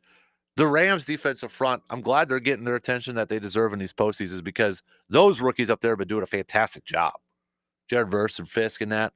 But that defensive front has done a fantastic job. They did against Minnesota. They did against Philly too. But Packers fans, would you be okay? Let's say Khalil got a 3-year deal. It's a 3-year deal, but maybe it's a 2-year deal that you could get out of after 2 with a minimal dead cap hit. And it's going to cost 3 years, let's say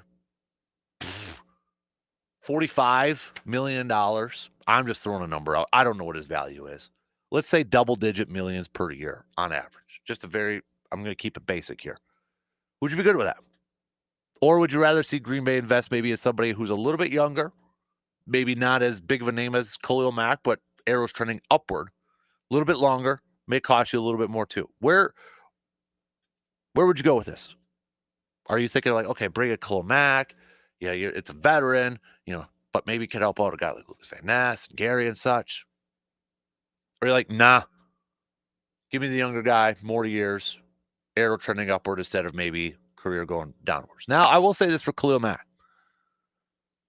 He has spent 11 years in the league, and he's been pretty darn healthy. Outside of 2021, his final year at Chicago, he played 7 games. After that, the fewest amount of games that he played was 14 in 2018.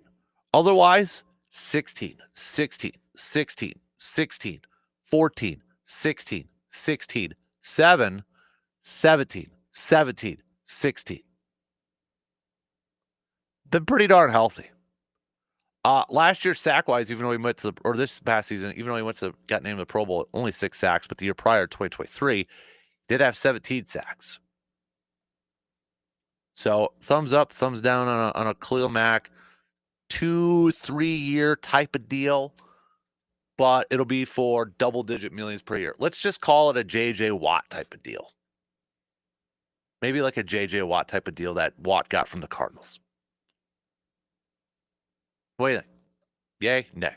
One question we threw out there a little while ago was, if you were the kiddo that got that Paul Skeens card, the 11-year-old, what would you do with it? Would you take the Pirates trade offer of 30 years worth of season tickets, 2 season tickets behind home plate for 30 years, couple autographs from Paul Skeens, get to sit with Livy Dunn, 11-year-old, and that might intrigue him a little bit, and some other stuff over there? Or you're like, nah. Do you hold on to it, see if the value goes up, or do you sell it right now with the value of, I think the last I saw was about 6 figures? That's my 7-year-old. He's like, I don't like the Pirates. Give me the money. Blunt, but honest, and I appreciate that. That's the thing, is like, if I'm a 7-year-old and I'm living in LA, I'd honestly be incredibly shocked if he took that trade from the Pirates. Unless he's like a diehard Pirates fan, he has the ability to go fly out for a bunch of games.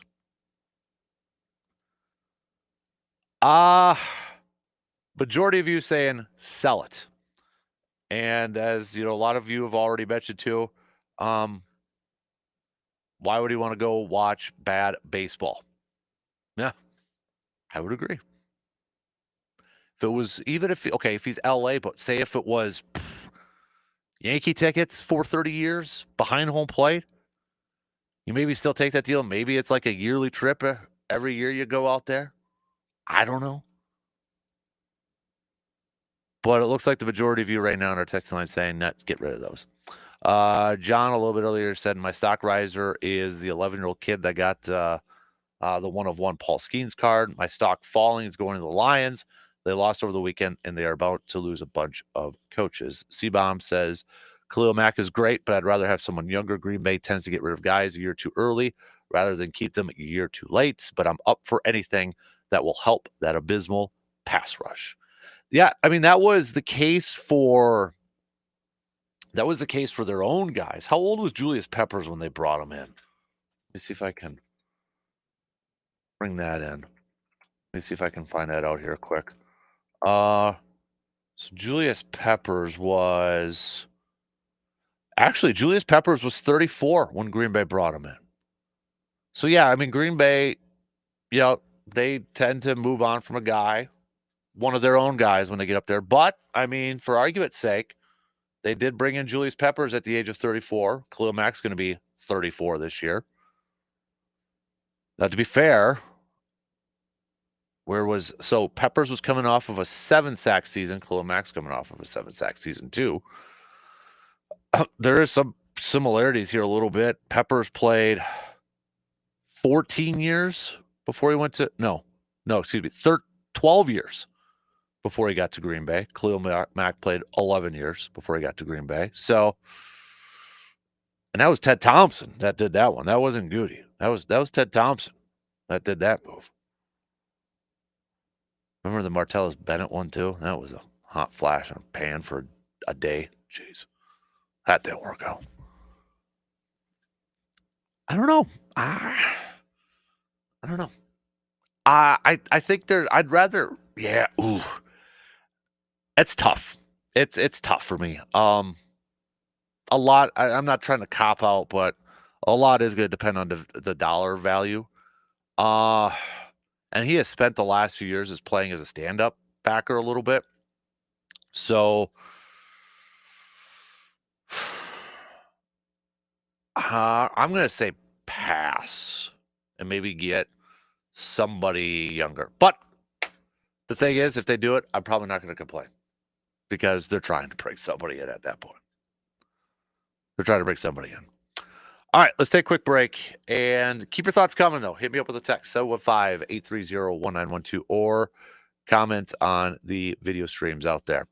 We'll do some stock reports. Whose stock is rising? Whose stock is falling?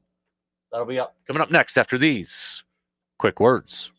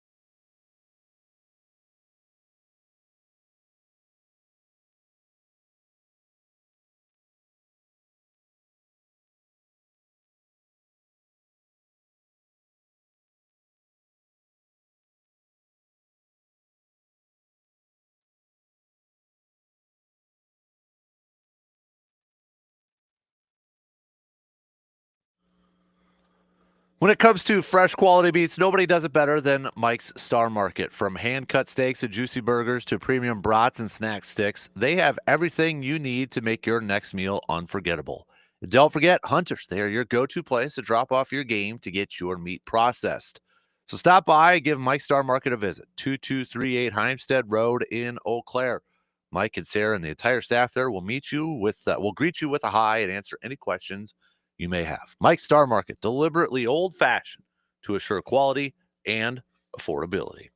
Let's do a little stock reports, shall we? Stock report time. Whose stock is rising? Whose stock is falling? I'll start with stock rising. I'm going to go with a little bit of a local flair here. Team A-Bear with curling, advancing to the World Championship games. They're going to be in action tomorrow morning, so when we're on the air, we'll keep you posted here. But Team A-Bear, also known as Team USA, but representing Eau Claire area. You probably know them from the last couple of years and such, but taking down Canada yesterday, have advanced to the World Championship game. They're going to play again tomorrow morning at 7 a.m. as part of the FISU World University Games. So stock risers, I got to go with Team A-Bear, the curly team, Team USA, but got the Eau Claire connections over there too. So definitely stock. Curling is huge. I mean, it is huge here too in the state of Wisconsin. But Medford, where I'm from, where I grew up, it's huge there too. And I remember when we were in middle school, we had these, they were called mini courses. I think it was in the month of January, where you could do, it was every Friday. So we would have like a shortened class schedule every Friday. We do all of our classes, but they were shortened. And then like for the final, I think it was like maybe starting at 1 till 3 or whatever we got out. It was like your mini course time. And it was like first come, first serve with signups. And the most popular one was curling. And it was one everybody wanted to do. Everybody wanted to do. And by the time I would go sign up for it, it was already full. So I've never, ever gone curling, even though I'm from Medford, where it's huge. It's huge over there.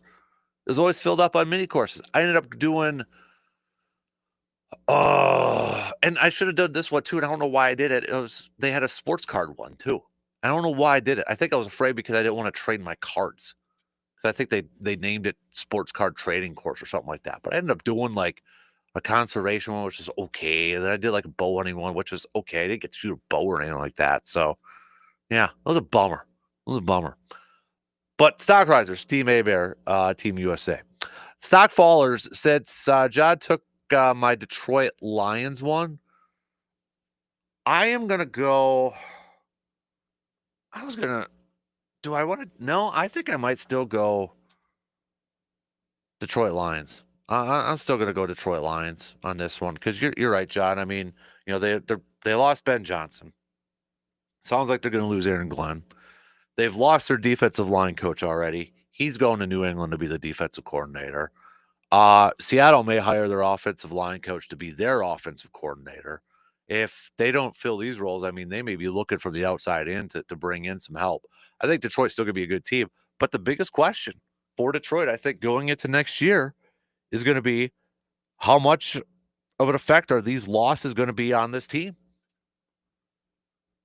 How big of a loss is it going to be? That's one thing when you have a coach that's not the play caller and you're having success, whether it's on the offensive side or the defensive side or other parts. You're going to see coaches or teams pluck those coordinators to be their head coaches. We'll see if it works. Maybe it'll be a Patriots thing where, remember, like every coordinator got plucked from the Patriots under Bill Belichick. Can you name a successful head coach out of that tree? I mean, Brian Flores had a good year with Miami, but then other stuff happened, and nope. Josh McDaniels, no. Charlie Weiss, no. Romeo Cornell had a couple shots, didn't last long. We'll see if that's the case with these other guys here, but because if you have and I know sometimes teams will still hire a coordinator if they're not the one calling plays and all that sort of stuff, but it's a little bit more minor in that aspect, especially on the defensive side. But we'll see how it works out. But yeah, I would say, I mean, there's a coaching talent that's getting drained out of Detroit right now. I did have another stock riser. I want to give an honorable mention one. And I know I'm in Packers country and I'm a Packers fan and I might get hit for this one. But I got to give a tip of the cap stock riser to Bills Mafia, to Buffalo Bills fans. I don't know right now if there's a better fan base. Again, I know I might get hit with this, but I don't know if there's a better fan base than what we've seen from Bills Mafia over these last couple of years. Just another example of Bills Mafia showing how awesome of a fan base they are. So after that divisional game against the Ravens, I think everybody and their mom knew that it's going to be Mark Andrews, stay off of social media. The Ravens tight end. You know, stay off of social media.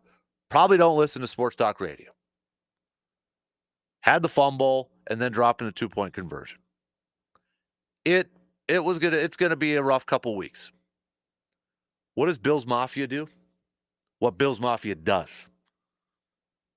They donated to his breaking through well, first of all, Bills Mafia donates a lot. They get together and they donate a ton of money. But the Ravens yesterday tweeted out, shout out to Bills Mafia for showing support to our guy Mark Andrews and donating to the Breakthrough T1D Foundation organization, which works towards curing and improving lives of those dealing with type 1 diabetes. They did this in honor of Mark Andrews. And this might even be higher at this point. According to the GoFundMe summary, the initial goal was to raise $5,000 for Mark Andrews charity. Okay. Now it's been 40,000. 40,000 was donated as of last night. And a lot of that was because of Bills Mafia. We've seen this before. Remember a few years ago when they finally made the postseason? Was that because of Andy Dalton when he was with the Bengals? And the Bengals, who'd they beat? Was it the Ravens or who was it at that point? But that win helped Buffalo get to the postseason for the first time in a long time. What'd they do? They donated a ton of cash to Andy Dalton's charity. And they've done this how many times? For different players, for different teams over the years. They didn't have to do this. You know, they finally get to the AFC Championship game. It's setting up for Bills Chiefs, another chapter in that rivalry of Patrick Mahomes and Allen and such. Andrews, I'm sure a lot of people are blaming him for the fumble and the drop catch. Bills Mafia didn't have to, but they do what Bills Mafia has been doing lately, and that's a big tip of the cap to Bills Mafia. When I saw that yesterday, I'm like, geez, what a fan base! That's an awesome fan base. And right now, if I were to rank them, I got to put them number one. I'm sorry, Packers fans, but I got to put Bills Mafia at number one. That's pretty incredible. I want to go tailgating with some Bills Mafia people sometime in Buffalo. That's on my bucket list for sports, is going to a Buffalo Bills game in Buffalo and tailgating with Bills Mafia. I don't know if I want to jump on the table or anything like that and bust it, but I want to hang out with some Bills fans. They seem like a cool group to hang out with, at least from the outside in. But that's another stock riser I wanted to make sure to put up there. Stock riser, tip of the cap, that sort of stuff. All right, if you got any more stock risers or fallers, you can let us know. Hit me up with the text on that Shoe Doctors bullpen line, 715-830-1912, or you can also comment on the video streams over there. Speaking of some texts and such, let's catch up on a few older ones that came in that I did not get to. Chris said about CC Sabathia, definitely the highlight of my 2008 Wisconsin sports fandom. It was the first year of Aaron Rodgers starting. Bucks were blah. But the Brewers getting the postseason for the first time in my lifetime. I still remember watching a ton of those games, especially down the stretch. Another texter, they don't make CC Sabathias anymore. A big, powerful pitcher, but a guy that could go the distance and on short rest. It was such a fun, he was such a fun player to watch. He almost didn't feel like a Yankee type of player. This is from John. John says, with the Brewers, it was definitely a trade that I think kind of changed the narrative surrounding the Brewers and them not being involved in some big name players. It worked out for the Brewers. They were just trying to get over that hump and get into the postseason, and it worked to perfection. Another texter here says about CC. I still have my CC Sabathia player tee. Might have to wear it at some point this week to honor him going into the Hall of Fame. Yeah, CC, it was only a half a year, half a season. And I know for a lot of players, whether it's football, whether it's basketball, baseball, or what, we don't normally kind of like claim them as our own. And I don't know of Brewers fans claiming CC as their own. He is going in the Hall as a Yankee. He's wearing a Yankees cap. He's already said that. He's already talked about how big of an impact Milwaukee has had on him. But again, I'll go back to what I was kind of saying the first hour. I think the impact that CC had on the organization is still it's still affecting the organization. We won't go through the quotes. Again, there's a great piece by Adam McCulvey on Brewers.com, and it kind of details, he talked to Doug Melvin and such, the lead up to the trade, and that half a season. And there's quotes from Melvin saying, we just wanted to get over the hump. We wanted to get in the postseason, first time in 26 years. And I've mentioned it numerous times. The first time they've gone to the postseason in my lifetime was in 08. And he even mentioned too, he's like, there were people saying, that there's that narrative. Brewers don't make those type of trades. They don't trade a player with controllable years for a superstar for half a season. And they did. And I go back to that, for all the sustained success that they've had since then, there's always a starting point. And I think that's the starting point, is that 08 season and that trade for CC. You make that move. You get into the postseason. And again, we were all just pumped to get into the postseason. We were excited. We were jacked up. We were hooting and hollering in that Cubs game when Brawny, hits the home run. CC with a complete game. Everybody who's a Brewers fan probably still has that image of CC, getting the last out, and he's just pumped. And he hugs Kendall, and he just like, between the size differences between CC and Jason Kendall, for crying out loud. But I mean, the intensity coming from CC. And I still remember watching, I think it was that day, the two TVs, because the Packers were on and such. The Packers were awful that year. They were 6-10 in Aaron's first year as a starter. They had leads, but they lost those leads late in the game. But I still remember watching then, the picture-in-picture of the Brewers watching, was it the Mets, I think? The other game, waiting to celebrate. They were celebrating and such. And then we were just happy to be there. 1-1 game against Phillies. Thank you, Dave Bush. But we were just happy to be. But it's set up after a couple years of the Ken Maka era. Back in it in 2011. Again, Melvin making moves to get Zach Greinke, Sean Markham. We all kind of knew it was going to be Prince Fielder's final year in Milwaukee. So they went for it. And they've always kind of been up there. Yes, there's been a year, couple years where it's like, all right, not playoff contention, but not like White Sox of last year, I feel like that. And they've always kind of been there. And it's changed the narrative to not, it changed it from being, I just want to be happy going to the postseason. Just happy being there. Just happy we get to see them in the postseason. Just happy that we're talking about it.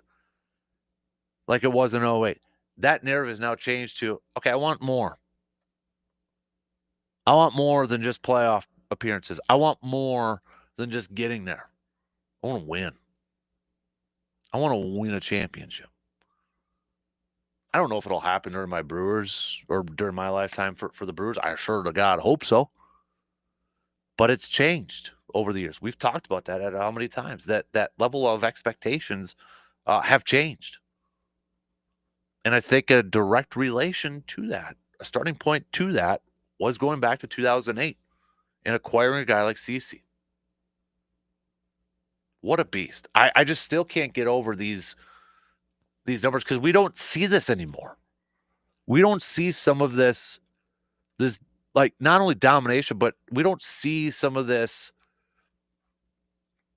going the distance like he did from pitchers anymore.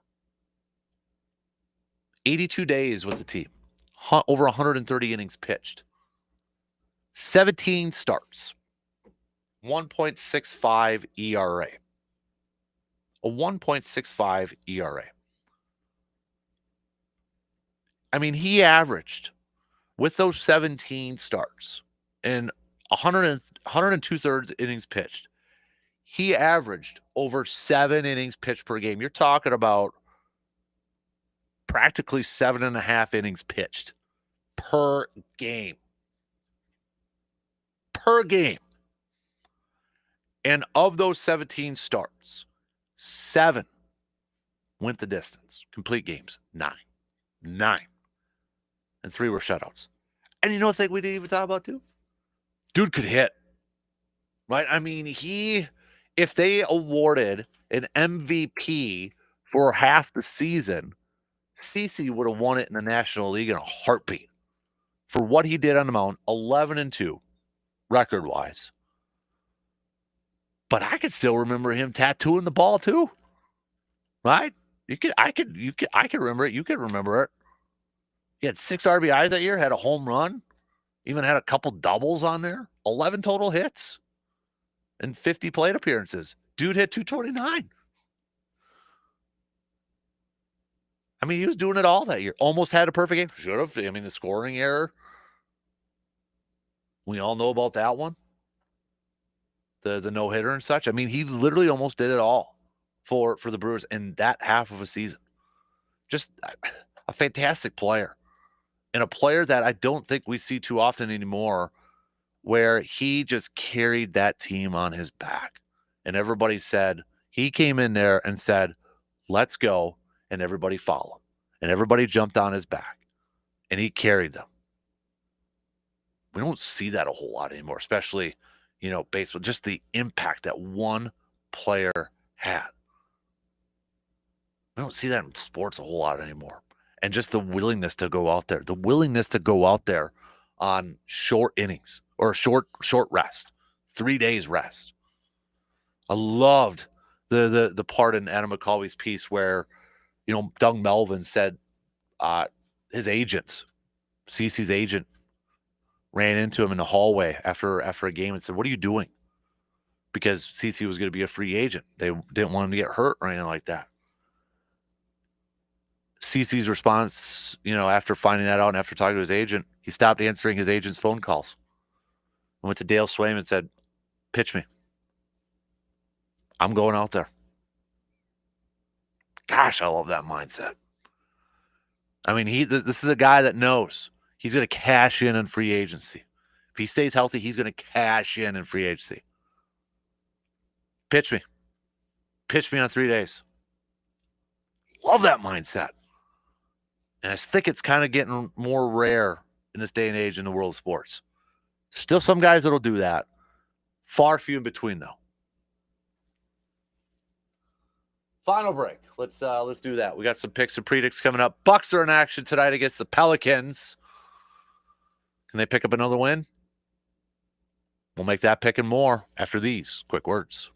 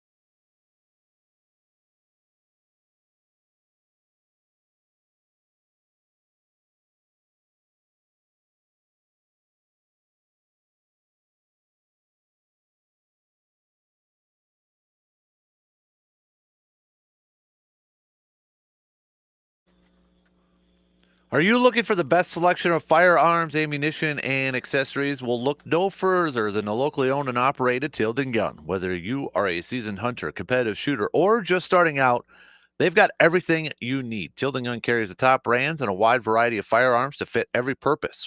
Rifles for deer hunting, shotguns for turkey hunting.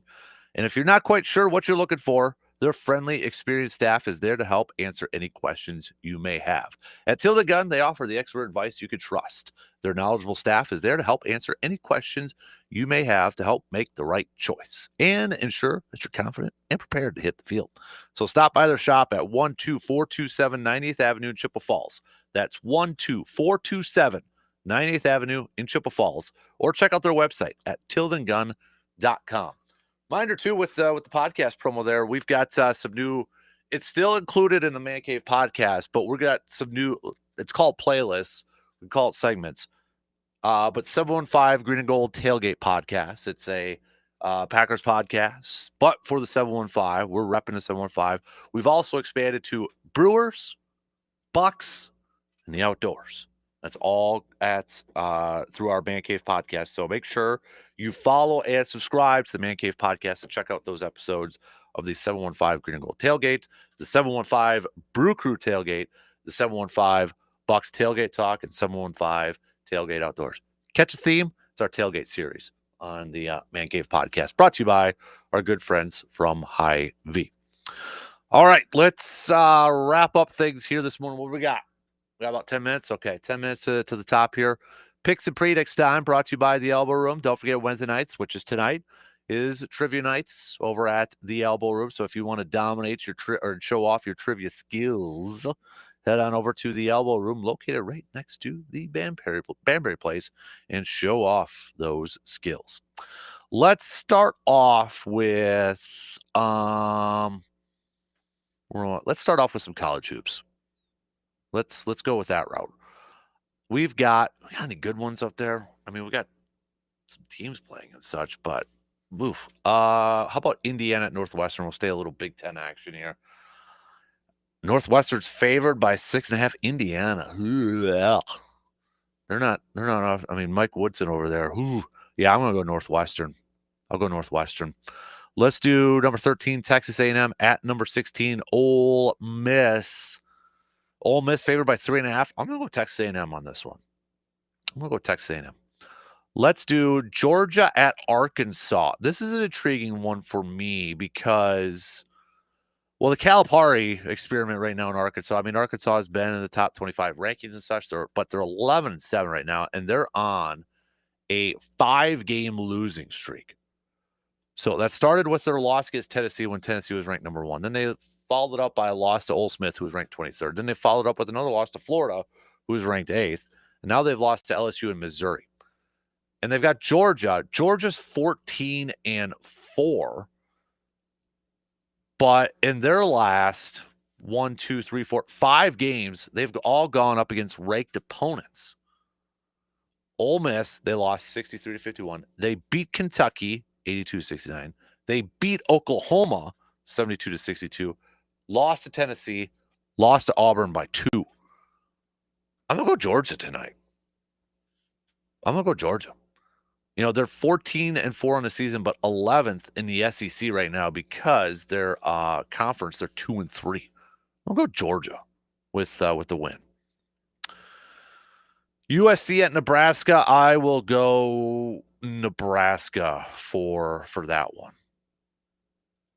I think I want to do one more. Let me double check to see if this is accurate. Will UW Green Bay pick up a win tonight? 2-18. Dead last in conference play. 0-9 in conference play. Will they pick up a win at home in Green Bay tonight, going up against the Indianapolis Jaguars, who are 6-14, 2-7 in conference play? The Jaguars are favored by 1.5. You know what? I'll go Green Bay tonight. At some point, this losing streak's got to end. And at some point, they got to win a conference game, right? So I'll go Green Bay, picking up their 3rd win tonight. Let's do some NBA games. We've got, before I get to the Bucks one, It'd be good. Minnesota at Dallas. Minnesota's favored by 2.5 in this game. I'll go with the T-Wolves and they cover. Phoenix at Brooklyn. Yeah, give me Phoenix in that one in a heartbeat. Let's do a sneaky good one. And I say this is a sneaky good one because I still feel like people, if you don't follow the NBA or you're just not quite into it yet, or you're just a casual observer, you may forget Houston's a good team this year. So it's Cleveland at Houston tonight. Cleveland's favored by 2.5. I'm still picking Cleveland, and I still pick them to cover. Let's do Golden State at Sacramento. Sacramento's favored by 7.5 in this game. I'm going to go Golden State, straight up. Boston taking on the Clippers. Yeah, Boston wins. Milwaukee taking on New Orleans in New Orleans, where it may look like Milwaukee down there if you haven't seen the images from the snowstorm and such that are going down there. So it's like, hey, Milwaukee, welcome home. Welcome back home to New Orleans. I mean, Milwaukee or whatever. But, yeah, 5.5. Kind of surprised a little bit that low, but I'm riding with Milwaukee in this one. I know this is old, but I just saw this over the weekend because Hudson was watching some NBA highlights, some NBA highlights show. And I can't believe this was a score from an NBA game. Gosh, was it a week and a half ago? It was back on the 15th. So, no, it was a week ago today. The Clippers beat the Nets 126-67. An NBA team only scored 67 points in a game. I couldn't believe that final score. I don't know why I just thought of that. I think it's probably because I saw Brooklyn playing tonight. And I'm like, oh, yeah. They just got dominated by the Clippers and it ended up being a week or two. 67. An NBA team scored 67 points in that game. The most points they scored was in the first quarter, 21. Everything else, 14, 16, 16. That's pathetic. Let's do a couple of NHL games. Let's do all of them. We only got 4. We got Boston at New Jersey. Give me the Devils tonight. Columbus at Toronto. I'll go the Maple Leafs. Winnipeg, Colorado. I'll go Colorado. Florida and the Kings. The Los Angeles Kings. So Florida's 28-17. Kings. I'm going to go Florida in this one. I'll go with the Panthers. The lone road team tonight to pick up the win. All right, those are your picks and predicts. Again, brought to you by the Elbow Room. We covered a lot today. Obviously, talked a lot about CC Sabathia and his time with the Brewers and such. We hit that up. We talked some green and gold with our offseason, our self-scouting offseason series continue. We talked about defensive line and such. We'll probably hit up an offensive position group coming at you tomorrow as we continue this little self-scouting look here. So we got that coming up here. Talked a little hoops. Badgers falling last night to UCLA, snapping their 7-game winning streak. Marquette picked up the W. Bucks are back in action, as you just know from our picks here tonight. We'll see if they can grab another win over there. What else did we hit up? Majority of you in kind of our informal poll question here this morning. Yeah, why majority of you selling that Paul Skeens card? You're not taking the trade package from the Pirates. You're selling it for 6 figures. If we kind of go, I think that was the last I'd seen what the value was. Majority selling. A few of you said you're holding on to it, see if it goes up in price. But majority of you saying sell, sell, sell. And then the other kind of informal question we had was CC, the best in terms of just Wisconsin sports, the best in-season acquisition for a team, or maybe just a 1-year player? Yes, according to the majority of voters over there, Andre Bad Moon Rison would be second if I was kind of just casually adding up all the votes over there too. So we hit that. Stock reports. A big thanks to everybody who sent over their stock reports for this Wednesday. So reminder, every Wednesday is a stock report Wednesday. So you can send those on over. Think about it for next week. Tomorrow is a little receiver defer. So if you got any good suggestions for some receiver defer questions, let me know. All right. I'm always open to some really good receiver defer questions. We'll hit that up tomorrow. Plus, we'll do some outdoor chat with our DNR warden buddy, Mr. Jake Bolks. So don't forget to, if you're having any luck out on the water, ice fishing, or maybe you're still hitting up if your area is allowing it. some late season bow hunting. Certain areas still have it going on, or trapping. Email me those photos, okay? Email them to me. Don't text, because sometimes with our texting thing, it won't let me open it. So I don't know if it's certain services that don't let me open it, but some I can't open. So email it to me, dan@sportstalk1051.com. I know some people have tried texting it over. It just won't open up for me. So I can't tell you what it is. I can't tell what you sent. So email it to me. That's the easiest way to go about it. Or follow my Facebook page and then send me a message over there and send it that way too. But send those up so we can put them up on our outdoors page at sportstalk1051.com, and you can check out the photo gallery that's up there as well. So need some more ice fishing photos. I know a lot of you are going. All right, I know a lot of you are going. I see it on Facebook myself. So just send it over so you can share it with the rest of us, okay? But we'll talk with Jake tomorrow. And if you have any questions for Jake, reminder, those are what you text me. Text me those questions. That way I can get them to Jake. No question's a stupid question. Better to be safe than sorry when it goes out there. So Jake is willing to help answer those questions. So text those babies on over. All right, 715-830-1912. What else do we got on the docket tomorrow? I'll mention we'll continue our Packers offseason outlook. Hopefully we're talking about a Bucs win tomorrow. I'm sure there's going to be more and more trade rumors surrounding maybe Butler or Bradley Beal and such. So, closer we get to trade deadline, closer or the more that's going to be talked about. More that's going to be talked about as well too. So, but hopefully we're talking about a Bucs win over the Pelicans tomorrow. So we'll throw some Bucs chats into that equation too. So shot clock right there, perfect time. Cut me off. DP Danets are up next. Reminder: CC is going to be joining them in about 25 minutes, and then former Badger offensive lineman, Pro Football Hall of Famer Joe Thomas in the 10 o'clock hour. So a little Wisconsin flair in the DP show. I like it. Have a good rest of your Wednesday. We'll be back at it tomorrow, just past 6. Join me. All right. See you then.